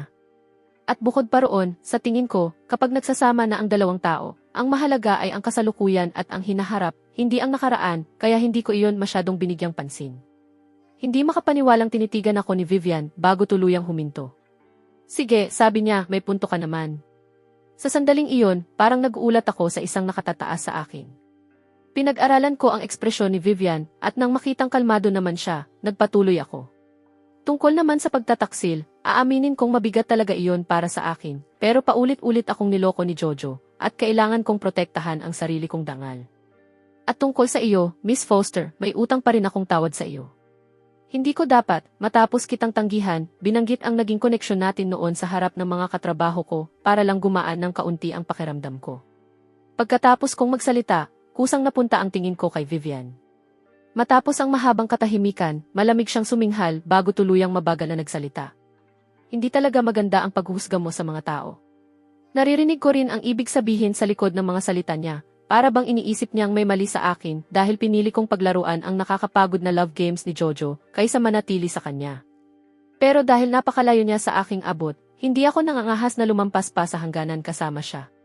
Nagpatuloy kaming maglakad, isa sa harap at isa sa likod, hanggang makarating kami sa pasukan ng gusali ko, at nang bubuksan ko na sana ang pinto, naalala kong naroon pa rin si Vivian. Humarap ako sa kanya at nag-alok na sumama siya, pilit kong iniiwasang maging mapahiwatig ang tono ko. Miss Foster, gusto mo bang umakyat muna sandali? Pero kaming dalawa lang sa labas mismo ng pinto ko, parang hindi naman tama na basta ko na lang siyang paalisin. Nang makita ang reaksyon ko, mahinang tumawa si Vivian at tatanggi na sana, nang sa sumunod na segundo, lumabas si Jojo, na matagal palang nagtatago rito at naghihintay sa akin, Nete, pakiusap, nakikiusap ako sa iyo. Pwede ba tayong magkabalikan? Pangako, magiging mabuti na ako sa iyo mula ngayon. Gulat na gulat akong tinitigan ang babaeng nasa harapan ko, halatang balisa. Tiningnan ni Vivian si Jojo at kumunot ang noo. Jojo, sobra na talaga ito. Kung maglakas loob kang gawin ulit ang ganito, huwag mo akong sisihin kung ipadala kita sa lugar kung saan ka talaga nararapa. Pagkasabi nito, sinenyasan niya ang bodyguard na nasa malapit at agad nitong inilayo si Jojo. Kami na lang ulit ang natira. Nagsalita si Vivian. Sa pagkakataong ito, sasama ka sa akin, hindi talaga ligtas ang address na ito. Akala ko may ipapahatid lang siya sa akin sa isang hotel. Pero nang makapasok na kami sa isang gated community, saka ko napagtanto na iuwi niya pala ako sa bahay niya. Bumukas ang mga ilaw sa entrance. Tuluyan kong nasilayan ang mundo ni Vivian Foster. Kitang-kita rito ang yaman ni Vivian. Mula sa entrance hanggang sa mga dekorasyon, simple pero maringal ang lahat, pinag-isipan ang bawat detalye. Maging ang mga nakasabit na painting sa pasilyo ay nagpapakita na ng napakagandang panlasa. Nauna nang maglakad si Vivian. Pagkatapos, lumingon siya at sinabi sa akin, ayos lang. Hindi mo kailangang magpalit ng sapatos. Sumunod ako sa likuran niya. Malaki ang sala at karamihan sa disenyo nito ay moderno. Malamang ay bihira lang umuwi si Vivian, kaya walang bakas na may tunay na nakatira rito. Nakita kong diretso siyang umakyat, kaya nagmamadali akong sumunod. Huminto si Vivian sa isang kwarto sa dulo ng pasilyo. Saka lang siya lumingon sa akin. Ito ang kwarto mo. Maghilamos ka at maglinis. Pagod ka rin ngayong araw. Matulog ka ng maaga. Nang makita niyang hindi ako gumagalaw, nang aasar na sinabi ni Vivian. Anong problema? Hindi mo gusto ang kwarto? O gusto mong matulog sa master bedroom? Pagkarinig nito, namula ang mga tainga ko. Mabilis akong nagpaliwanag, hindi iyon ang ibig kong sabihin, naisip ko lang na baka hindi matuwa ang boyfriend mo. Nang marinig iyon ni Vivian, naguguluhang nagtanong, sino ang nagsabi sa iyo na may boyfriend ako? Saan mo narinig iyon? Tiningnan niya ang nagulat kong mukha at sandali akong hindi nakapagsalita. Medyo nahiya ako. Nang susubukan ko nang tapusin ang usapan, muli kong narinig ang boses niya. Kung ganoon, ano na ang tingin mo kay Jojo ngayon? Nanghihinayang ka ba na naging kayo? Sandali akong natigilan. Sa pagpili ng makakasama, napakalaking kahangalan na hindi alamin ang nakaraan ng isang tao, kaya natural lang na pagsisihan iyon pagkatapos. Pagkasabi nito, hindi na hinintay ni Vivian ang sagot ko. Diretso siyang pumasok sa master bedroom. Sandali akong natigilan bago ko naunawaan. Sandali, iyon ba ang ibig niyang sabihin? Si Vivian, kinu-question pala niya ang husga ko sa pagpili ng makakasama. Sobrang naiinis ako, pero wala rin naman akong maipangangatwiran. Matagal akong nakatayo roon habang pinag-iisipan iyon. Pagkatapos, binuksan ko ang pinto ko at pumasok, kinuha ang mga gamit ko sa banyo at nagtungo sa paliguan. Iniisip ko pa rin kung paano ako hihingi ng tawad sa kanya bukas. Nakakailang talaga. Bahala na, bahala na, bahala na. Bukas ko na isipin ang mga problema bukas. Sa ngayon, ang kailangan ko lang ay makapagpahinga ng maayos dahil may trabaho pa ako bukas. Samantala, sa master bedroom, nagsuot si Vivian ng bathrobe at nagbuhos ng isang baso ng red wine para sa sarili. Biglang tumunog ang cellphone niya dahil sa isang tawag. Sinagot niya ito. Ano ba iyon, sabihin mo na. Sa kabilang linya, maririnig ang maingay na mga boses sa paligid. Mausisang nagtanong si Nina Lawson, hindi ba kakauwi mo lang? Paano mo naman nadala pa uwi ang Nate mo? Nakatayo si Vivian sa tabi ng bintana habang pinagmamasdan ang mga anino ng mga punong umiindayog sa labas. Patag niyang sinabi, dinala ko siya dahil gusto ko, kailan ko ba kailangang magpaliwanag? Hindi inasahan ni Nina ang sagot na iyon. Pagkatapos ay nang aasar siyang nagsabi, Vivian, ang sinungaling mo talaga. Sabihin mo nga ang totoo, nahulog ka na ba kay Nate? Pagkarinig nito ni Vivian, matuwid siyang sumagot. Ibig mong sabihin, pinanood ko lang si Jojo na paghigantihan si Nate. Bilang isang taong may konsensya, kailangan ko siyang tulungan. Napairap si Nina at sumagot, Vivian, huwag kang magkunwaring hindi mo naiintindihan. Alam na alam mo ang ibig kong sabihin. Ibinaba ni Vivian ang baso ng alak niya. Kung sapat na ang 2 o 3 araw para mahulog ka sa isang tao, pwedeng umabot ang pila ng mga boyfriend mo mula sa tarangkahan ng Lawson Estate hanggang sa lungsod eh. Pagkatapos, ibinaba niya ang tawag. Hindi pwedeng ganoon, naisip ni Nina. Masyado ko ba itong pinag-iisipan? Pero sa kilos ni Vivian, malinaw na malaki ang pakialam niya sa Nate na ito. Ang weird, ang weird. Nagkamali ba ako ng malaki nang idamay ko si Nate sa lahat ng ito? Ayos, ayos talaga. Ngayon, pati ako alam ng may namamagitan. Samantala, matapos akong maligo, humiga ako sa guest room pero hindi ako makatulog. May hindi talaga tama. Ano ba talaga ang ibig sabihin ni Vivian sa lahat ng ito? Talaga bang tinanggap niya lang ako sa bahay niya dahil sa kabaitan? Habang lalo ko itong iniisip, lalo akong hindi mapakali at habang paikot-ikot ako sa kama, may mga yabag na umalingaw sa labas ng pinto. Bigla akong napaupo, malakas ang kabog ng puso ko. Bakit siya pumunta rito? Pwede kayang. Tulog ka na ba? Sandali akong nag-isip bago tuluyang nagtanong, Miss Foster, may kailangan ka ba sa ganitong oras? Wala naman. Sinisigurado ko lang na ayos ka. Magpahinga ka na ng maaga. Pagkasabi nito, narinig kong palayo ng palayo ang mga yabag ni Vivian at saka ako biglang inantok. Kinabukasan ng umaga, eksaktong 7:00, nagising ako sa alarm ko. Bumangon ako at naghilamos at paglabas ko ng kwarto, narinig ko ang mga boses sa ibaba. Nalaman kong naroon ang assistant at secretary ni Vivian. Nakaupo si Vivian sa sofa habang nakikinig sa kanilang mga ulat. Parang may naramdaman siya, kaya tumingin siya sa direksyon ko. Ganito ang sitwasyon, sabi niya sa kanila. Asikasuhin ninyo. I-report ninyo sa akin kung may mangyari. Opo, Director Foster, magalang nilang sagot bago tahimik na lumabas. Muling bumalik ang bahay sa dati nitong katahimikan. Bumaba ka kapag handa ka na. Wala nang ibang tao rito ngayon. Pagkarinig ko nito, tumango ako, bumaba at binati si Vivian. Magandang umaga, Miss Foster. Kumain ka na. Handa na ang almusal. Saka ko lang napansin na nakahain na sa mesa ang iba't ibang putahe para sa almusal, parehong Western at Chinese. Napakaraming pagkain. Bigla kong naalala na nitong mga nakaraang araw, palagi kong nilalaktawan ang almusal para makatulog ng mas matagal. Ngayon, makakakain na rin ako ng maayos. Hinila ko ang upuan at umupo, saka naguguluhang tumingin kay Vivian. Hindi ka kumakain ng almusal? Hindi ka ba nagugutom niyan? Habang nakaupo sa sofa at sumasagot sa mga mensahe, sinabi ni Vivian, kumain na ako. Kumain ka na. Huwag mo akong alalahanin. At saka, iminumungkahi kong kung wala kang gagawin ngayon, mag-leave ka muna at asikasuhin ang police report tungkol kay Jojo. Siyempre, sasama sa iyo si Assistant Flo at tutulungan ka. Maingat akong nagtanong, kung umabot sa ganoon, paano ba talaga mapaparusahan si Jojo? Depende iyon sa kung paano ito hahawakan ng pulis at kung paano mo ilalarawan ang nangyari. Pwedeng maliit lang ang maging kaso, pero pwede ring maging seryoso. Sa tingin ko, hindi naman ito magtatagal, pero ang ikinababahala ko ay baka tuluyang mawalan ng kontrol si Jojo pagkatapos nito. Naisip ko iyon at napabuntong hininga. Mag-relax ka. Hindi rin agad matatapos ang investigasyong tulad nito. Kahit paano, hindi ka muna niya guguluhin sa malapit na panahon. Bukod sa sarili nilang gulo sa pamilyang Sinclair, pati na rin ang mga matagal nang nakabaong problema ni Jojo mula sa nakaraan. Sapat na iyon para maging abala sila ng matagal.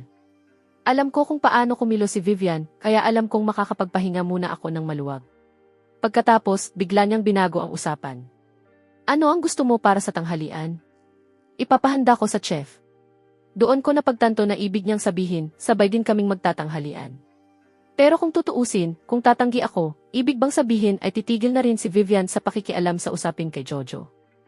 Matapos ang mahabang pag-aatubili, sa wakas ay nagtanong ako, Miss Foster, maaari ko bang isipin na gusto mong makasama ako, kaya ganoon na lang ang pag-aalala at pagtulong mo sa mga problema ko? Malamig na sumagot si Vivian. At kung ganoon nga, kung tama ang pagkakaalala ko, ikaw naman ang palaging lumalapit sa akin. Totoo iyon. Dahil pagdating dito, pantay naman tayo. Mula ngayon, mas mabuti sigurong huwag na tayong masyadong makialam sa buhay ng isa't isa. Kung kailangan, tumawag na lang tayo at magtakda ng oras o regular na schedule. Ano sa tingin mo? Nagulat ng kaunti si Vivian sa kahilingan ko. Matapos ang ilang sandali ng katahimikan, mausisa niyang nagtanong, pati ang mga regalong ibinibigay ko sa iyo, tatanggihan mo rin? Alam kong ganito ang magiging reaksyon niya. Alam kong maraming tulong at pagkakataong mabubuksan para sa akin kung mananatili akong malapit kay Vivian, pero ayokong isugal ang buong kinabukasan ko sa ibang tao. Manatili na lang tayong may respeto sa isa't isa, ordinaryong magkaibigan na walang anumang obligasyon. Mag-ugnayan tayo kapag kailangan, walang anumang material na pagkakautang, para malinis kung sakaling magkahiwalay ang landas natin balang araw. Tama. Pagkatapos ay sinabi ko, kung gusto mong ipagpatuloy ang ganitong relasyon, mas gusto kong hanggat maaari ay huwag na tayong magbigayan ng mga regalo. Kung sakaling maghiwalay tayo, magiging magulo lang ang lahat kung may mga ganoong bagay na kailangang ayusin. Naiintindihan ko. Tumango si Vivian at malamig na sumagot. Ayos lang. Mas simple ito para sa ating dalawa. Pagkatapos ay tumayo siya, hindi na hinintay ang reaksyon ko at dumiretso palabas. Nang pumasok si Chloe, kukunin ko na sana ang mga gamit ko at susunod kay Assistant Chloe. Nang makita niya ang ginagawa ko, pinaalalahanan niya ako. Mr. Cole, sinusuri pa rin ang apartment mo. Pagkarinig nito, inilapag ko ang mga gamit ko, nagtaas ng kilay at nagtanong, Assistant Chloe, ideya ba ito ni Miss Foster? Ngumiti lang si Chloe at hindi sumagot. Agad kong naintindihan at muling inilapag ang mga gamit ko. Sige na, umalis na tayo, mas maaga itong matapos, mas maaga rin akong hindi mag-aalala. Dahil hindi ako agad pinaalis ni Vivian, ibig sabihin, tinanggap niya ang mga kondisyon ko.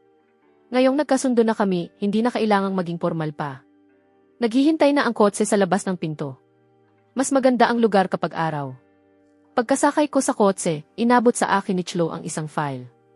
Ito ang salaysay ni Miss Sinclair kagabi. Pangunahing tungkol ito sa panghaharas at pananakot. Hindi mo na kailangang masyadong alalahanin ang iba. Kami na ang bahala. Binasa ko ang salaysay ni Jojo. Nakasaad doon na isa lang daw itong prank sa pagitan ng magkasintahan. Malamig akong tumawa. Hindi ako tatanggap ng pribadong areglo, sabi ko. Mananatili ako sa orihinal kong desisyon tungkol dito.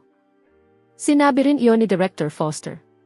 Tutulungan ka rin niyang humanap ng magaling na abogado para asikasuhin ito. Napataas ang kilay ko, iniisip na talagang malaki ang utang na loob ko kay Vivian para rito. Hindi naman niya kailangang makialam dito, pero nakialam pa rin siya para lang tulungan ako. Tumango ako. Tama, talagang kailangan kong magpasalamat kay Director Foster, at salamat din sa iyo, Assistant Chloe, sa lahat ng ginawa mo.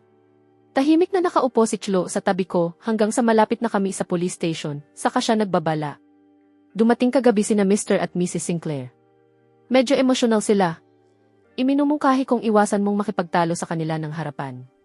Pagkarinig ko nito, may isang alaala ang bumalik sa isip ko. Noong kami pa ni Jojo, minsan ay nagkataon na nakita namin ang mga magulang niya habang namimili. Hindi ko na malinaw na maalala ang mga detalye, pero hindi ko nakalimutan ang mapagmataas at mapanghamak nilang ugali. Hindi naman ako ang magsisimula ng gulo, naisip ko. Pero hindi natin alam kung ano ang maaaring gawin ng mga magulang ni Jojo. Tutal, malaki ang sinasabi tungkol sa mga magulang ang pagpapalaki nila ng isang tulad ni Jojo. Pagkapasok namin ni Chloe sa police station, isang matinis na boses ng babae ang umalingaw-ngaw. Ikaw pala ang maliit ang isip at napakaramot na nagsumbong sa anak ko, ha? Lumingon ako. Masama akong tinitigan ni na Mrs. Sinclair at Mr. Sinclair at sumugod pa ang babae na para bang sasampalin ako. Namumutla si Chloe at agad na pumagitna.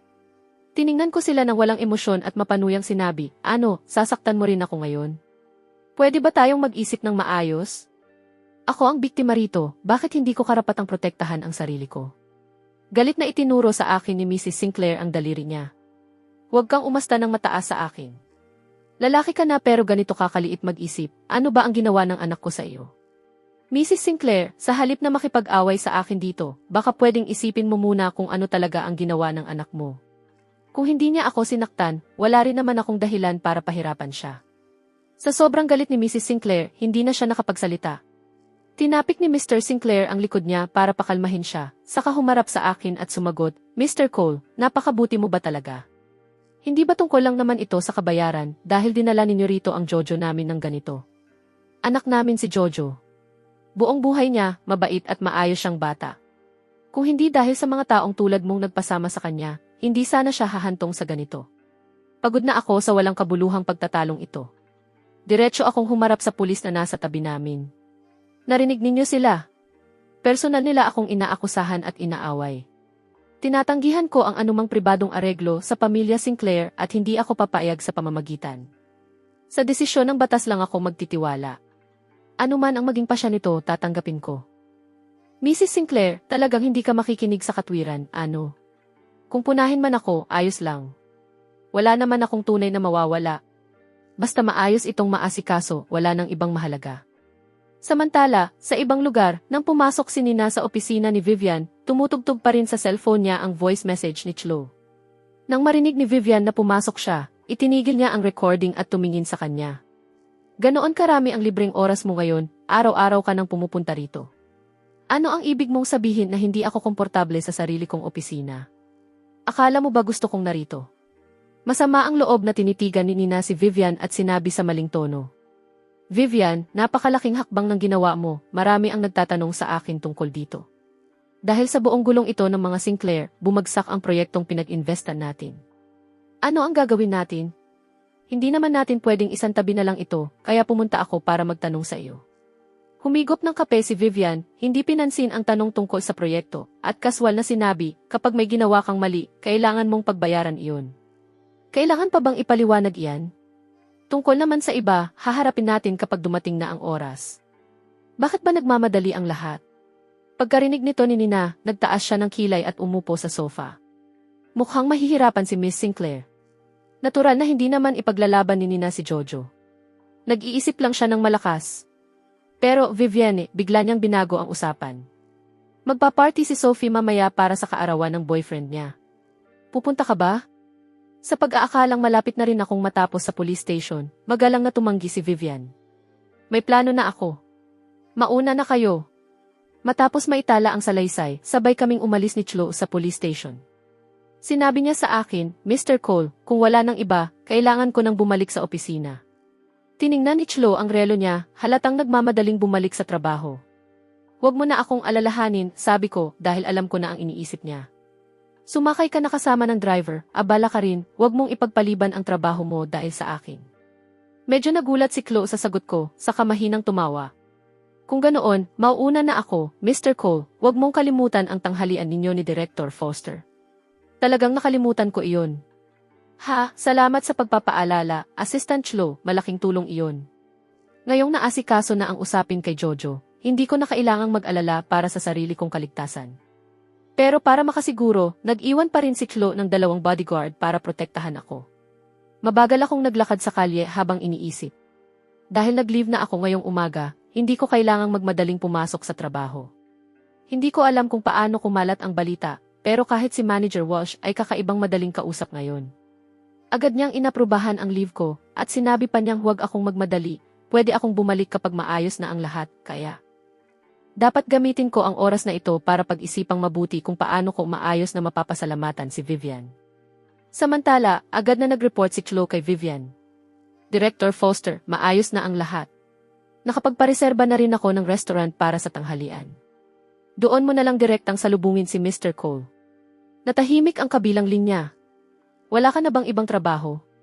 Ang pakialamera mo talaga. Bahagyang kumurba ang labi ni Chlo. Naisip niya, mukhang masaya si Director Foster tungkol dito.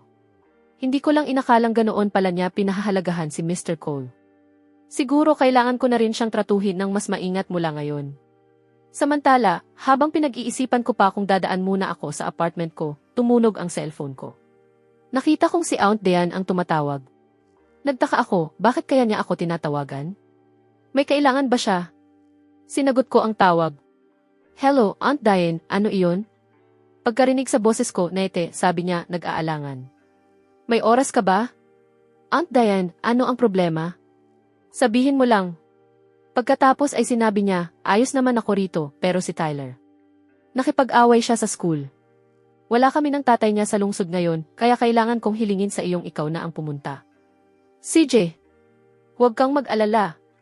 Pupunta ako sa ospital at titingnan ko siya ngayon.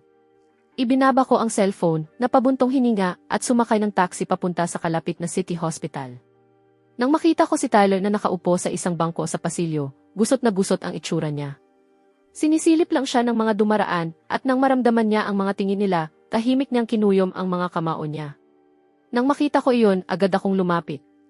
Tyler, ano na naman ang ginagawa mo? Alisin mo agad ang pagkuyom ng mga kamao mo. Lumapit ako ng mabilis, malamig siyang tinitigan. Nang makita ako ni Tyler, mapanghamak niya akong sinuri mula ulo hanggang paa. Bakit ikaw? Hindi naman kita tinawag para pumunta rito. Pakialamera na naman si Aunt Diane, ano? Umaasta na parang siya talaga ang nanay ko. Ang tagalabas, dapat hindi nakikialam sa mga problema ng pamilya namin. Pagkarinig ko nito, dumilim ang mukha ko at matalim akong sumagot. Tumahimik ka. Makinig ka sa akin, Tyler. Malaya nilang pinili ng tatay mo ang isa't isa. Kaya mag-ingat ka sa pananalita mo. Napasinghaw si Tyler. Malayang nagmahal? Iyan na ang pinakanakakatawang biro na narinig ko. Naniniwala ka ba talaga sa sarili mong sinasabi? Sige, aliwin mo ang sarili mo sa bahay. Pero sinabi na sa akin ng nanay ko ang lahat. Huwag mong isipin na wala akong alam. Malamig akong tumawa. Ganoon ba? Habang itinaas ko ang manggas ko, kaswal kong sinabi, kung ganoon kagaling ang nanay mo, bakit wala siya rito para tulungan kang ayusin ang gulong ito? Agad nagbago ang ekspresyon ni Tyler. Tumalikod siya at nautal na sinabi. Siya. Abala siya. Hindi siya makaalis. Habang nagsasalita siya, lalo niyang pinipilit magmukhang kumpiyansa, hanggang sa para na rin niyang kinukumbinsi ang sarili niya at direkta niya akong sinigawan. Abala lang siya sa kung ano man iyon, hindi naman ako pababayaan ng nanay ko. Huwag mong subukang manggulo rito.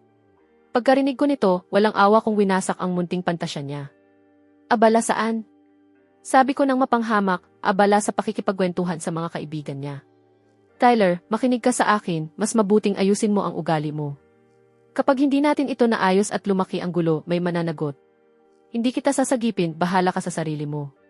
Pagkatapos kong magsalita, may bahid ng pagkabalisa sa mga mata ni Tyler.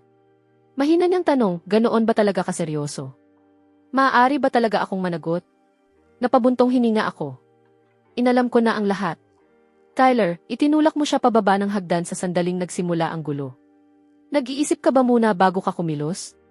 Kung ganoon kaliit ang pakialam mo sa mga magiging resulta, mas mabuti pang ipamigay mo na lang ang utak mo sa nangangailangan nito. Paano kung may internal injury siya, o sobrang sakit ng mga binti niya at hindi na siya makapaglaro ng basketball, ano ang ipambabayad mo sa kanya? Mahilig naman siyang magpanggap, bulong ni Tyler. Hindi ko akalaing tuluyan pala siyang mahuhulog. Malamig ko siyang tinitigan at sinabi, mukhang hindi ka titigil hanggat hindi ka tuluyang bumabagsak sa pinakamababang punto. Maya-maya, hihingi ka ng tawad ng maayos at seryoso ako. Mukhang natakot si Tyler sa nauna kong pagsaway dahil hindi na siya nakipagtalo sa akin. Hinila ko siya at kumatok sa pintuan ng kwarto sa ospital. Nang payagan kaming pumasok, itinulak ko ang pinto at pumasok. Aba, kakilala ko pala si Ava Shaw. Ilang beses na akong isinama ni Jojo sa mga pagtitipon nila at minsan, nakita ko siya sa bagong club na kabubukas lang ni Ava. Iyon ang unang beses na nagkita kami. Kahit medyo gumaan ang pakiramdam ko, nag-aalala pa rin ako dahil pamilya Shaw ito at hindi maliit na bagay ang nangyari. Madali ba talaga itong maaayos? Hindi ko alam ang gagawin. Sa dami ng taong pwedeng pagdiskitahan ng pasaway na si Tyler, paano niya nagawang mapasama ang mismong taong hindi niya dapat ginagalaw? Miss Shaw. Maingat akong nagsalita. Nakatayo si Ava sa tabi ng bintana, at nang marinig niya ang ingay, lumingon siya at nakita ako, halatang medyo nagulat din. Nate, ano ang ginagawa niya rito? Bihira kang bisita. Kung tutuusin, alang-alang kay Vivian, tatanungin ko muna siya ng ilang bagay. Nang makita kong kalmado naman si Ava, maingat kong pinili ang mga salita ko. Miss Shaw, kami talaga ang may kasalanan sa nangyari, buong-buo ang pagkakamali namin. Ano mang kabayaran ang kailangan ninyo, gagawin namin ang lahat para maibigay iyon. Bahagyang tumawa si Ava at umiling. Iisa lang ang anak ng tiyuhin ko. Mula pagkabata, itinuring siyang kayamanang kailangang ingatan ng buong pamilya. Ngayon, kailangan pa niyang umatras sa basketball tournament. At kung makakapaglaro pa siya ulit ng basketball, Diyos lang ang nakakaalam. Sa ganitong sitwasyon, ano nga ba ang mayaalok mo para makabawi roon? Kahit si Tyler na mabagal umintindi, alam na hindi dapat ginagalaw ang babaeng ito. Sa pagkakataong ito, nanahimik siya. Nanahimik din ako habang mabilis na naghahanap ng paraan para maayos ito. Tumingin si Ava sa aming dalawa at nagtanong ng may pagtataka, ano ba ang relasyon ninyo sa isa't isa? Sandali akong natigilan, saka agad sumagot, para na rin siyang kapatid ko, siguro. Ganoon ba? Mukhang hindi ka naman itinuturing na ganoon ng kapatid mo. Lumabas ka muna, kailangan ko siyang makausap. Tyler. Malamig at walang pakialam na sinabi iyon ni Ava kay Tyler, at agad siyang lumabas nang hindi man lang lumingon, malinaw na ipinapasa sa akin ang buong problema. Kung hindi dahil kay Aunt Diane, ayaw ko talagang makitungo kahit isang segundo sa walang utang na loob na batang tulad niya. Kapag nagiging seryoso ang sitwasyon, siya lagi ang unang tumatakbo palayo. Ngayon, kaming dalawa na lang ni Ava ang nasa kwarto. Umupo si Ava sa sofa at nagtanong, may kinalaman sa iyo ang nangyari kay Jojo, hindi ba? Hindi ko inakalang si Jojo ang pag-uusapan niya sa halip na ipagpatuloy ang tungkol kay Tyler. Sumagot ako, may kaunting kaugnayan, bakit mo natanong?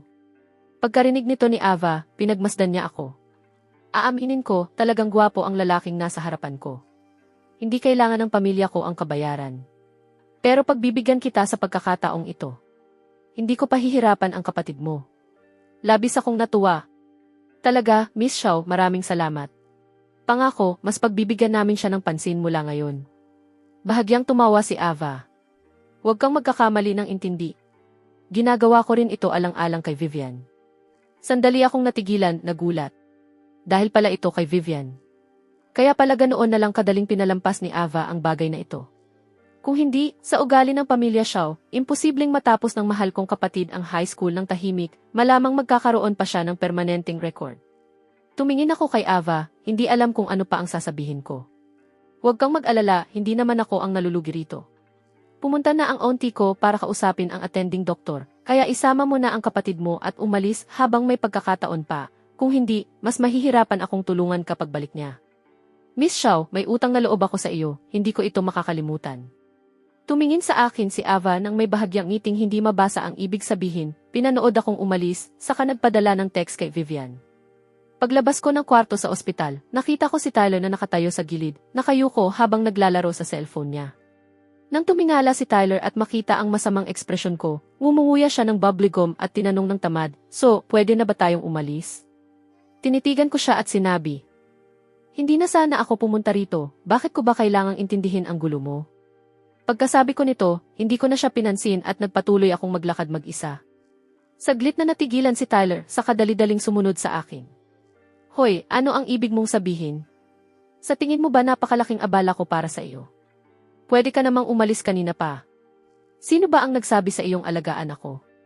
Pinindot ko ang elevator button, saka siya mapanghamak na sinuri mula ulo hanggang paa.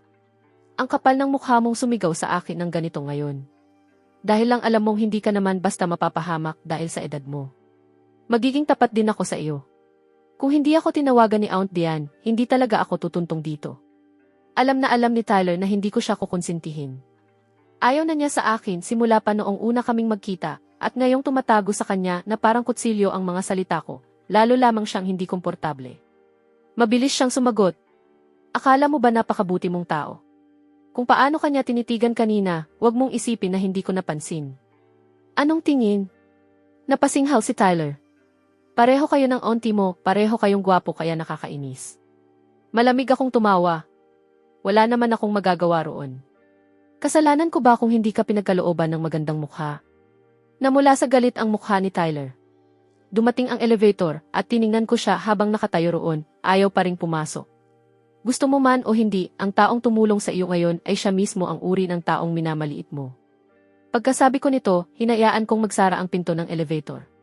Saka lang ako tuluyang nakahinga, sumandal sa dingding. Naisip ko, palaging hindi nagkakasundo sa akin si Tyler, at ang tanging tunay na naiipit sa gitna ay si Aunt Diane. Siya na lang ang natitirang pamilya ko sa mundong ito. Kung kaya ko lang, ayaw ko ring pahirapan ang buhay niya. Pero sa ugali ni Tyler, habang mas pinagbibigyan mo siya, lalo lamang siyang lumalala. Pagdating ko sa entrance ng ospital, napansin kong lahat ng mga pumapasok ay tinitiklop ang kanilang mga payong. Maya-maya lang pala, nagsimula ng bumagsak ang mahinang ambon. Tiningnan ko ang basang kalsada at naisip, sa lahat naman ng araw, bakit ngayon pa kailangang malas?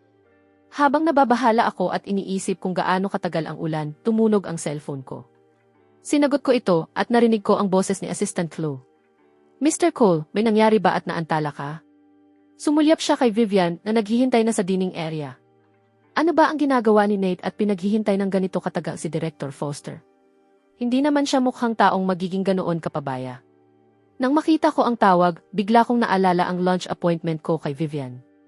Pero agad kong inayos ang isip ko at sinabi kay Chlo, gusto kong ako mismo ang magluto ng pagkain para kay Director Foster. Bumibili ako ngayon ng mga sangkap at may kailangan lang akong asikasuhin. Ako na mismo ang makikipag-ugnayan sa kanya maya-maya, huwag kang mag-alala. Napabuntong hininga si Chlo ng maluwag at sumagot, "Sige, Mr. Cole, huwag mo lang kalimutang makipag-ugnayan sa kanya." Ilang minuto bago iyon, nakatanggap na si Vivian ng mensahe mula kay Ava, pero hindi naman siya gaanong nag-react dito. "Pasensya na. May biglang nangyari ngayong hapon. Kailangan kitang hindi makasama sa tanghalian. Pwede ba kitang ipagluto na lang ng hapunan mamayang gabi?" Kahit ano ang gusto mo, lulutuin ko para sa iyo. Ang bahagyang inis na nararamdaman ni Vivian kanina ay biglang nawala sa hindi maipaliwanag na dahilan dahil lang sa pakikinig sa voice message na ito. Bahagyang kumurba ang mapupula niyang labi sa isang maliit na ngiti. CJ, kahit ano ang lutuin mo, ayos lang. Hindi naman ako mapili sa pagkain. Binasa ko ang sagot niya na may alam ng ngiti. Hindi naman ganoon karami ang mga espesyalidad kong lutuin, pero mabuti na lang at hindi pala siya mapili, kung hindi, baka kailangan ko pang humingi ng tulong. Sumagot ako. Gagawin ko ang lahat para umayon sa panlasa mo at mabigyan ka ng masarap na hapunan. Maya-maya, sumagot siya, sa pagkakataong ito ay isa na namang voice message. Nakahanap ako ng mas tahimik na lugar at pinakinggan iyon. Higit sa pagkain, gusto lang kitang makasama sa tabi ko. Sandali akong nawalan ng masabi. Talagang natigilan ako sa sinabi ni Vivian. Buti na lang at hindi na siya muling nag-message, kung hindi, baka lalo lang maging awkward ang lahat. Nang sa wakas ay nakahinga ako ng maluwag, napansin ko sa gilid ang dalawang bodyguard na nakasuit na naglalakad papunta sa akin. Ang una kong naisip ay bumalik sa loob ng ospital at humingi ng tulong. Pero nasa harapan ko na sila. Mr. Cole, kami ang mga bodyguard na inayos ni Assistant Chloe para sa iyo. Napansin naming wala kang payong. Gusto mo bang ihatid ka namin sa pupuntahan mo? Nakatayo lang ako roon, medyo natulala. Sinusundan ninyo ba ako buong oras na ito? Medyo nahiya ang bodyguard. Pribadong security kami na kinuha sa pamamagitan ng Foster. Kung hindi kinakailangan, hindi sana kami nagpakita. Kahit medyo nainis ako, alam kong espesyal ang sitwasyon ngayon. Sumagot ako, kailangan kong bumalik sa tirahan ni Director Foster. Humanap na lang kayo ng malapit na supermarket at doon ninyo ako ihatid. Pagkasakay ko sa kotse, naalala kong sagutin si Aunt Diane sa pamamagitan ng text. Hindi na nila ito ipinagpipilitan sa kanya. Pero kailangang maintindihan ni Tyler ang tunay na bigat ng nangyari. Hindi niya pwedeng palaging asahan na may maglilinis ng kalat niya, pati na ang kabayaran at lahat ng iba pa. Pagbalik mo, dalhin mo talaga siya roon para personal na humingi ng tawad at maipakita mo kung saan ka nakatayo. Pagkasend ko pa lang nito, agad siyang sumagot. Naiintindihan ko, Nate. Matagal-tagal na rin mula nang dumalaw ka para maghapunan. Inaalagaan mo ba ang sarili mo nitong mga nakaraang araw? Nang makita ko ang nag-aalalang mensahe niya, medyo sumakit ang puso ko. Sumagot ako, ayos na ayos ako, Aunt Diane. Huwag kang mag-alala. Uuwi ako para maghapunan kapag nagkaroon ako ng pagkakataon. May biglaang meeting na kinailangang puntahan si Vivian ng gabing iyon.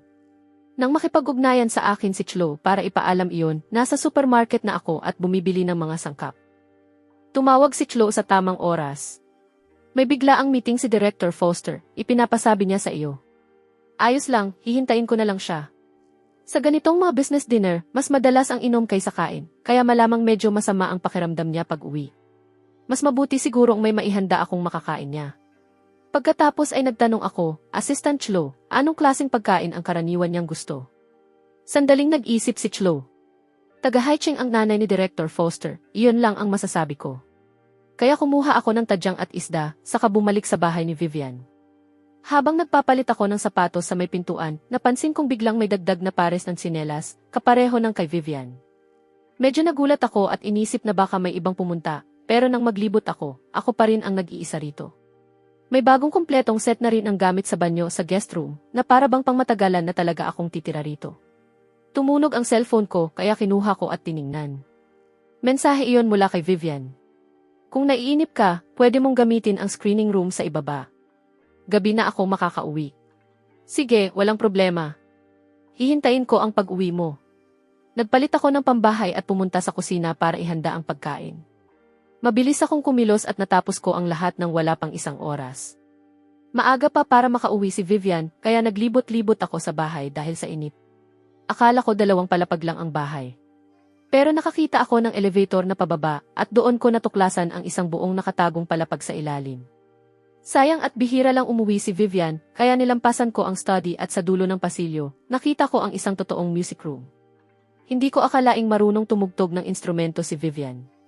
Humanga ako, sa katuluyang pumunta sa screening room, pumili ng isang hindi gaanong kilalang pelikula, nanood ng kaunti at hindi ko na malayang nakatulog ako. Samantala, sa business dinner ni Vivian, tahimik lang siyang nakatitig sa cellphone niya. Napansin iyon ng mga taong nasa paligid niya, buong gabi nang nakatutok sa cellphone si Director Foster, may mahalaga bang nangyayari? Dahil wala namang masyadong boyfriend si Vivian, walang ni isa sa kanila ang nag-isip na lalaki ang dahilan. Wala namang mahalaga, may napulot lang akong malaking asong gala kagabi. Iniisip ko kung nainip ba siya mag-isa sa bahay.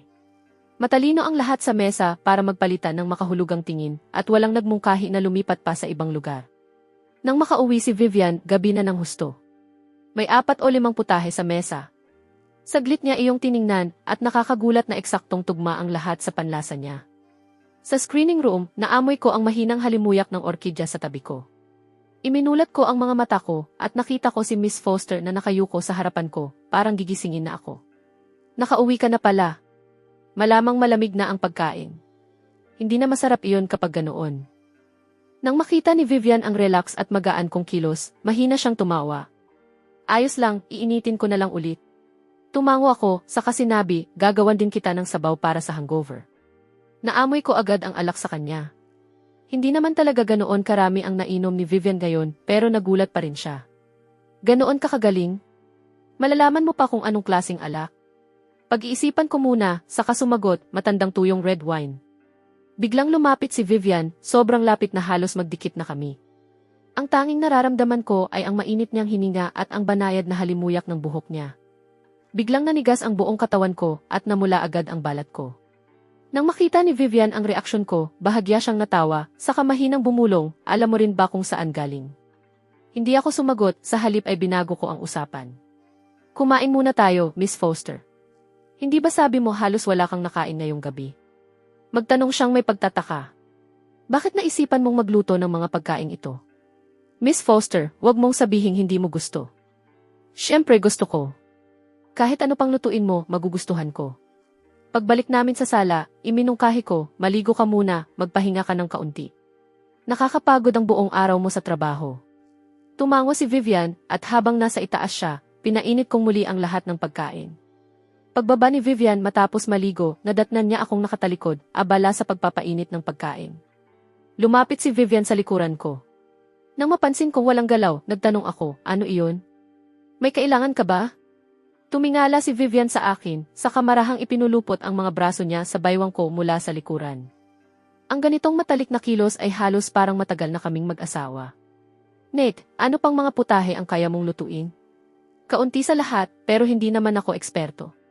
Karamihan doon natutunan ko noong kolehiyo, palihim akong nag-aaral habang nagtatrabaho ng part-time sa isang restaurant. Nagtatrabaho ka ng part-time? Buong panahon ng kolehiyo, nagtatrabaho ka? Tumango ako. Tama. Naibenta na ang lumang bahay ng pamilya ko, pero sa lungsod na ito, mahirap pa ring bumili ng disenteng bahay sa sentro. Pati pagpapagawa at iba pang gastusin, kailangan ng pera, kaya nagtrabaho ako ng part-time buong panahon ng kolehiyo. Akala ko tatanungin ako ni Vivian tungkol sa pamilya ko, pero mabuti na lang at hindi niya ginawa. Bigla na lang niya akong binitawan. Napabuntong hininga ako ng may ginhawa. Makalipas ang ilang sandali, bumalik si Vivian na may hawak na maliit na kahon na pelus. Bago pa ako makapag-react, binuksan na niya ito. Sa loob ay isang relo para sa lalaki. Sinubukan niya itong isuot mismo sa pulsuhan ko, pero sa kung anong dahilan, ilang beses man niyang subukan, hindi niya ito maikabit. Naintindihan ko ang gusto niyang gawin. Ako na. Madali ko itong isinusuot sa sarili ko, kaswal at natural ang kilos. Parang nahatak dito si Vivian, pero bigla siyang nahiya at yumuko. Minsan, kakaiba talaga. Kapag siya ang gumagawa ng mga bagay, parang hindi kailanman itinuturing ni Nate ang sarili niya na bisita rito, ang tapang niya kumilos at hindi man lang siya natitinag sa harap ko. Pero ngayon, dahil lang sa isang maliit at walang ingat niyang kilos, sobrang nahihiya ako na hindi ko man lang siya matingnan. Kumakalat na sa buong paligid ang mabangong amoy mula sa lutuan. Sandali akong nag-alinlangan bago magtanong, kakain ba tayo sa mesa o sa ibang lugar? Gustong manatili pa ni Vivian ng kaunti sa kusina, kaya sinabi niya, tikman ko muna. Sinundan ko lang ito sa isang tutorial online, sabi ko habang sumasandok ng kaunting sabaw. Baka hindi ito ganoon ka-authentic, Miss Foster, tikman mo. Diretso ang tingin ni Vivian sa akin, sabay abot para hawakan ang kamay kong may hawak ng kutsara. Pagkatapos, pinuri niya ito. Napakasarap, talagang masarap, ngayon ko lang narinig na magsalita siya sa dialektong Haicheng, tunay ang punto niya. Pero dala pa rin ito ang kakaibang tono ng boses niya, parang balahibong marahang humahaplo sa tainga ko, na nagpapanginig sa akin. Hindi talaga lumipat si Vivian sa hapagkainan. Nakatayo lang siya roon sa kusina at halos doon na kinain ang lahat ng pagkain, halatang nasasarapan sa bawat subo. Medyo ipinagmamalaki ko ang sarili ko. Ganyan talaga ako, henyo talaga sa pagluluto kung tutuusin. Pagkatapos, magkahawak kamay kaming naglakad pabalik sa kwarto, magkadikit ang mga daliri namin. Bago tuluyang sumara ang pinto, nasulyapan ko si Vivian na nakatingin sa akin, may malinaw na ibang kahulugan sa mga mata niya. Makalipas ang mahabang sandali, isinandal ni Vivian ang ulo niya sa balikat ko, bago niya ito muling iangat. Tumingin ako sa kanya, marahang hinahaplos ng kamay ko ang mukha niya. Agad niyang itinaboy ang kamay ko, sa kabiglang natauhan. Nate, pasensya na, hindi ko sinasadya. Sa totoo lang, dahil sa sitwasyon natin ngayon, mas mabuting pumunta na tayo sa magkahiwalay nating mga kwarto. Pero ayaw umalis ni Vivian at pagod na rin talaga ako, kaya hinayaan ko na lang. Sabi ko, medyo walang magawa. Kasalanan ko. Bakit ka humihingi ng tawad sa akin? Sa kaibuturan ko, hindi talaga ako taong may ganoon katibay na pakiramdam ng seguridad. Maaaring mukha akong desidido at matapang sa labas, pero sa pribado, kailangan ko rin talagang may nagmamalasakit sa akin. Hindi ko alam kung ang mga bagay na sinabi mo sa akin, Nate, ay sinabi mo na rin ba sa iba, pero talagang naantig ako. Siguro dahil sa kapaligiran ngayong gabi, napakainit at banayad, kaya lalo siyang lumambot. Sa unang pagkakataon, naramdaman kong gusto kong magbukas ng sarili, kaya sinabi ko sa kanya. Miss Foster, sa totoo lang, nagsinungaling ako sa iyo. Teka, paano?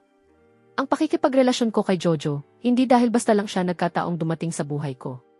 Dahil noong kaarawan ko, siya ang una at nag-iisang bumati sa akin eksaktong pagsapit ng hating gabi. Ang totoo, ilang taon na rin akong hindi nakapagdiwang ng maayos ng kaarawan. Pagkatapos kong magsalita, wala akong marinig na sagot mula sa kanya. Medyo pabiro, pero may halong pangutya sa sarili, dagdag ko. Medyo katawa-tawa na dahilan, hindi ba? Pati ako, parang ang absurd nito. Pagkasabi ko noon, yumuko ako. Sa dilim, may banayad na lambing at awa sa tingin ni Vivian sa akin. Kinabukasan, pagkatapos naming mag-ayos, sabay kaming naupo ni Vivian sa iisang mesa para kumain. Bumalik na siya sa dati niyang kalmadong anyo. Sa dati kong tono, sabi ko, uuwi ako ngayon, hindi na ako babalik ngayong gabi. Tumingin sa akin si Vivian. Kailan ka babalik? Pinag-isipan ko sandali bago sabihin, heto ang numero ko, pwede mo akong tawagan kahit kailan, kung hindi ako abala, pupunta ako. Tumango siya, nagpapakitang naiintindihan niya, saka sininyasan akong ubusin ang almusal sa harap ko. Dahil nakasanayan ko na, kinuha ko ang salad na gulay. Ito lang ba ang kinakain mo tuwing umaga? Hindi ka ba nagugutom niyan? Miss Foster, huwag kang mag-alala, para ito sa kalusugan ko, sanay na ako rito. Narinig iyon ni Vivian at nag-atubiling tumango. Pagkatapos naming kumain, tawag na sana ako ng sasakyan, pero tiningnan niya ang relo niya, saka kinuha ang susi ng kotse. Sabay na tayo, sabi niya, madadaanan ko rin naman. Hindi naman mapupunta sa kung saan ang Sterling Group Hotel, nasa parehong business district lang ito. Talagang madadaanan niya. Vivian, salamat sa pagsakay, malaking tulong talaga ito sa akin. Hindi kami masyadong nag-usap pagkapasok namin sa kotse, hanggang sa malapit na kami sa hotel, saka sa wakas nagtanong si Vivian, naisip mo na bang magpalit ng trabaho? Halimbawa, pumasok ka sa kumpanya ko? Tumango ako. Siyempre, naisip ko na, pero hindi sapat para lumipat agad. Matagal ko nang pinaghihirapan ang posisyon bilang department head. Sa naging performance ko hanggang ngayon, may tunay akong pagkakataong makuha iyon. Ayoko pa naman basta sumuko. At saka, pinag-isipan ko na rin ng mabuti. Ang mundong ito, survival of the fittest ang umiiral. May kompetisyon saan ka man pumunta. Kung lilipat ako ng kumpanya dahil lang sa ganitong bagay, wala rin namang magbabago. Akala ko nga ayaw mo rin ng ganoon. Ibababa na kita sa entrance o okay lang sa iyo sa kanto sa unahan? Tama, ayos na iyon. Dito na lang ako bababa. Mag-ingat ka sa pagmamaneho. Sakto lang ang layo, malapit enough para makabili ako ng kape habang naglalakad. Talagang maalalahanin si Vivian sa ganitong bagay. Maaga pa lang, halos puro mga katrabaho at mga empleyado mula sa mga kalapit na opisina ang nasa coffee shop. Napansin ako ng grupo na malapit kay Yvonne na nakatingin sa kanila, kaya binigyan nila ako ng alanganing ngiti.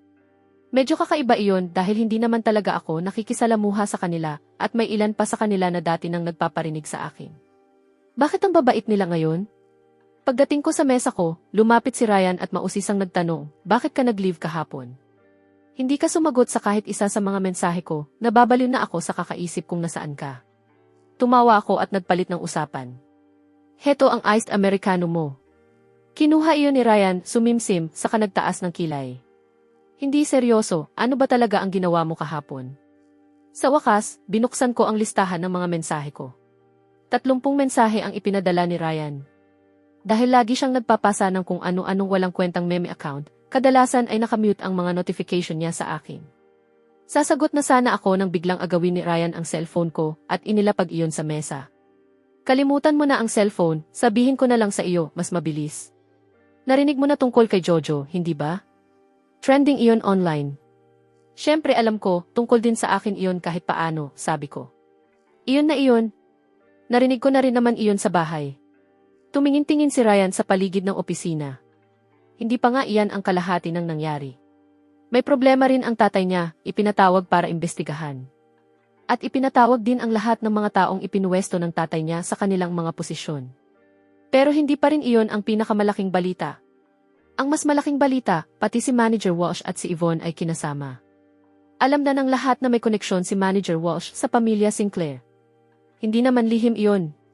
Pero ang koneksyon ni Yvonne, iyon ang talagang nakakagulat. Tama nga, habang wala ako sa opisina, ang dami palang nangyari. Nakita mo sana kahapon. Nang dalhin sina Yvonne at Manager Walsh, talagang hindi maipinta ang mga mukha nila.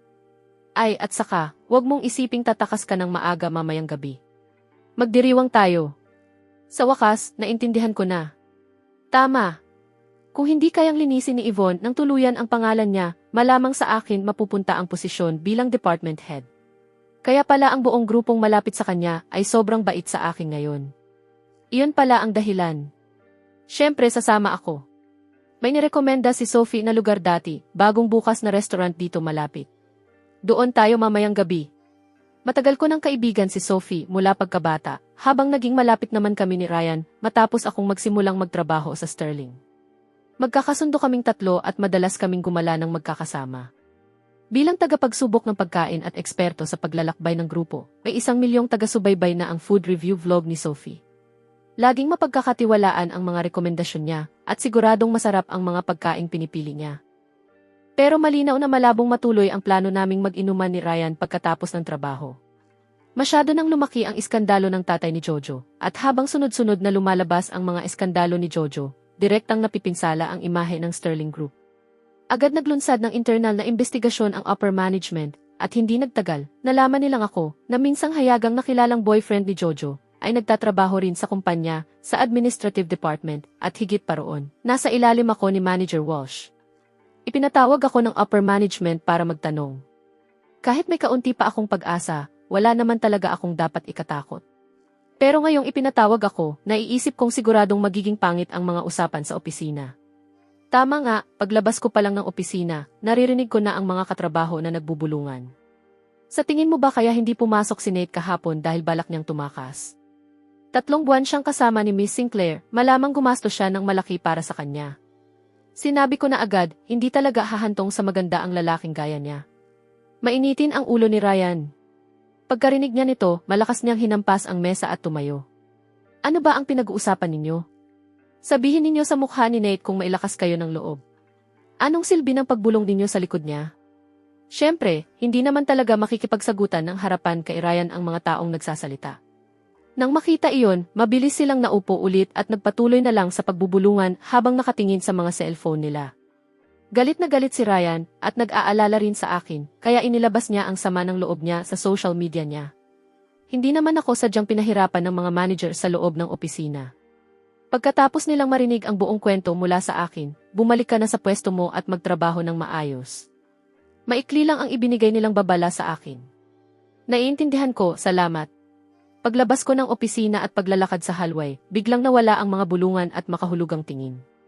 Biglang abala ang lahat, nakayuko at kunwari nagtatrabaho. Kumpirmado na ngayon ang iskandalo ni na Jojo at ng tatay niya, at dahil sangkot sina Manager Walsh, Yvonne, at ang iba pa, wala nang naglalakas loob na lantaran akong pag-initan. Pagbalik ko sa mesa ko, agad lumapit si Ryan. Hindi ka naman nila pinahirapan, di ba? Halos mamatay ako kanina sa pagpipigil. Sobra talagang kung ano-ano ang pinagsasabi ng mga taong iyon. Ayos lang. Lumalabas din ang katotohanan sa tamang panahon. Alam na ng management ang buong sitwasyon. Baka hindi mo pa alam ito, Ryan. Masyado nang malalim ang pagkakasangkot ni Manager Walsh sa pamilya Sinclair. Sinuspindi siya sa lahat ng tungkulin habang isinasagawa ang internal na investigasyon. Pati si Yvonne. Dati, umaasa siya sa suporta ni Manager Walsh, inaangkin ang kredito sa lahat ng bagay, minamaliit ang mga katrabaho, at marami nang nagsampa ng reklamo laban sa kanya. Ngayon, halos hindi na siya makagalaw sa department, at tumigil na rin siya sa pag-inarte na parang kanya ang buong lugar. Ang paglalampas sa mga patakaran at pang-aapi sa mga katrabaho ay hindi kailanman hahantong sa magandang bagay sa paglipas ng panahon. Lahat ng ito ay bunga ng sarili nilang mga ginawa, isang hakbang sa bawat pagkakataon. Hindi nagtagal, opisyal na naglabas ng internal na abiso ang kumpanya, ibinaba sa pwesto si Manager Walsh, at binawasan ang quarterly bonus ni Yvonne. Samantala, patuloy na lumalaki ang iskandalo ni Jojo, at dahil magulo palagi ang pamilya niya, wala na siyang oras o lakas para habulin pa ako sa trabaho. Sa wakas, nawala na ang bigat na matagal ang dumagan sa dibdib ko. Maaari ko nang ibuhos ng todo ang sarili ko sa trabaho. Makalipas ang isang linggo, opisyal akong itinalaga ng kumpanya bilang Head of Administration. Paglabas ng balita, totoong palakpakan ang umalinggangao sa buong department. Pati ang mga katrabahong dati ay malamig sa akin, ngayon ay nakangiti na rin ng palakaibigan. Ngayong na-promote ka na at may dagdag na sahod, dapat mas madalas mo na kaming ilibre pagkatapos ng trabaho. Tumawa si Sophie at nakisabay din. Habang tinitingnan ko ang dalawang pinakamalapit kong kaibigan sa tabi ko, napuno ng tahimik na pasasalamat ang puso ko para sa buong paglalakbay na ito, nagpapasalamat akong nanatili sila sa tabi ko sa lahat ng pinagdaanan namin. Pagkatapos ng hapunan, kinuha ko ang cellphone ko at tinawagan si Vivian. Mabilis siyang sumagot. Tapos na ang trabaho mo ngayong araw. Katatapos ko lang kumain kasama ang ilang kaibigan. Sobrang naging abala ako sa pag-aayos ng lahat kaya hindi kita napasalamatan ng maayos. Malaki ang utang na loob ko sa iyo nitong mga nakaraang araw. Mula noong unang pagkakataon sa Regency Lounge, nang tumulong siyang ilabas ako sa gulo, hanggang sa pag-aayos niya na tulungan ako ng assistant niya sa usapin sa pulisya, tahimik na pagsubaybay sa mga nangyayari sa kumpanya, at palihim na pag-aalis ng sunod-sunod na hadlang sa harap ko, hindi kailanman ipinagyabang ni Vivian ang alinman dito. Pero paulit-ulit siyang tumulong sa akin sa tuwing nagkakaproblema ako. Mahinang tawa ang maririnig sa kabilang linya. Bakit mo pa ako pinasasalamatan? Hindi naman ako tumulong sa iyo para makatanggap ng anumang pasasalamat. Pagkatapos ng maikling katahimikan, mahina siyang nagtanong, libre ka ba ngayong gabi? Nasa labas ako ng gusali ng opisina ninyo. May kung anong kumislap sa dibdib ko, kaya dali-dali akong bumaba patungo sa entrance. Sa ilalim ng ilaw sa kalsada, maluwag na nakalugay sa balikat ni Vivian ang mahaba niyang buhok. Wala na ang matalim at malamig na aura ng kanyang pagkatao bilang negosyante, napalitan ito ng mas malambot at banayad na kagandahan. Nang makita niya akong papalapit, bahagyang sumilay ang ngiti sa mga mata niya. Paglapit ko sa kanya, huminto ako at seryosong tumingin sa kanya. Marami akong pinag-isipan nitong mga nakaraang linggo. Noong una, napakarami kong alinlangan, iniisip kong napakalayo ng mundo natin sa isa't isa. Masyado akong natatakot na mapalapit sa iyo, kaya gusto ko lang panatilihing simple ang lahat bilang magkaibigan. Pero nitong mga nakaraang linggo na kasama kita, napagtanto ko na ang damdamin ay hindi naman talaga tungkol sa pagtitimbang ng mga kalamangan at kahinaan, at wala rin itong pakialam kung nasaan ka sa buhay. Tahimik lang akong tinitingnan ni Vivian habang nakikinig. Galing ako sa isang ordinaryong pamilya. Pinaghirapan kong mabuti ang lahat para makarating dito. Nasanay akong umasa sa sarili ko at hindi ko hinayaang maging madali para sa akin ang umasa sa iba. Pero matapos kitang makilala, unti-unting nabawasan ang tensyon na lagi kong dala. Gusto ko kapag minsan ay mapaglaro at mapang-asar ka, at gusto ko ring sa ilalim ng malamig at malayo mong anyo, may malambot at mabait kang puso. Huminga ako ng malalim, tinitipon ang lakas ng loob para sabihin ang talagang nasa isip ko. Vivian, ayoko nang maging ordinaryong kaibigan lang kita.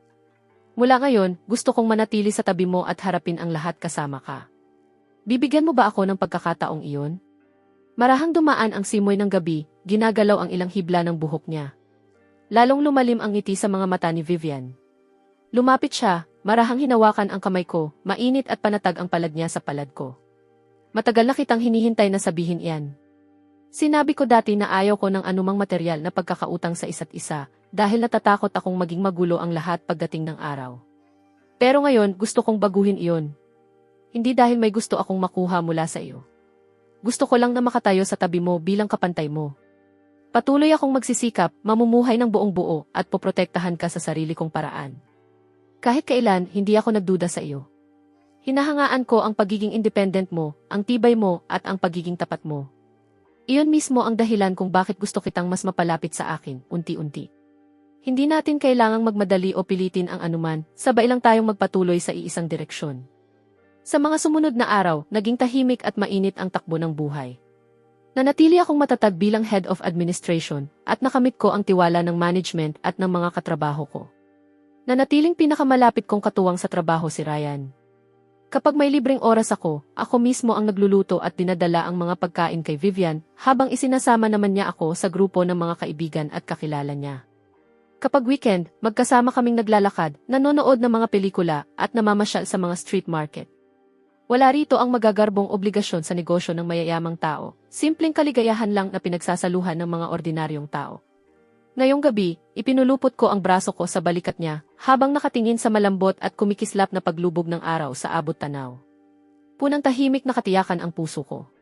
Sa paghawak sa payapa at ordinaryong buhay na ito, sabay tayong hahakbang patungo sa bawat maliwanag na bukas, sa kabutihang nasa puso natin at mga paa nating matatag na nakatapak sa lupa, darating ang bawat magandang bagay gaya ng ipinangako.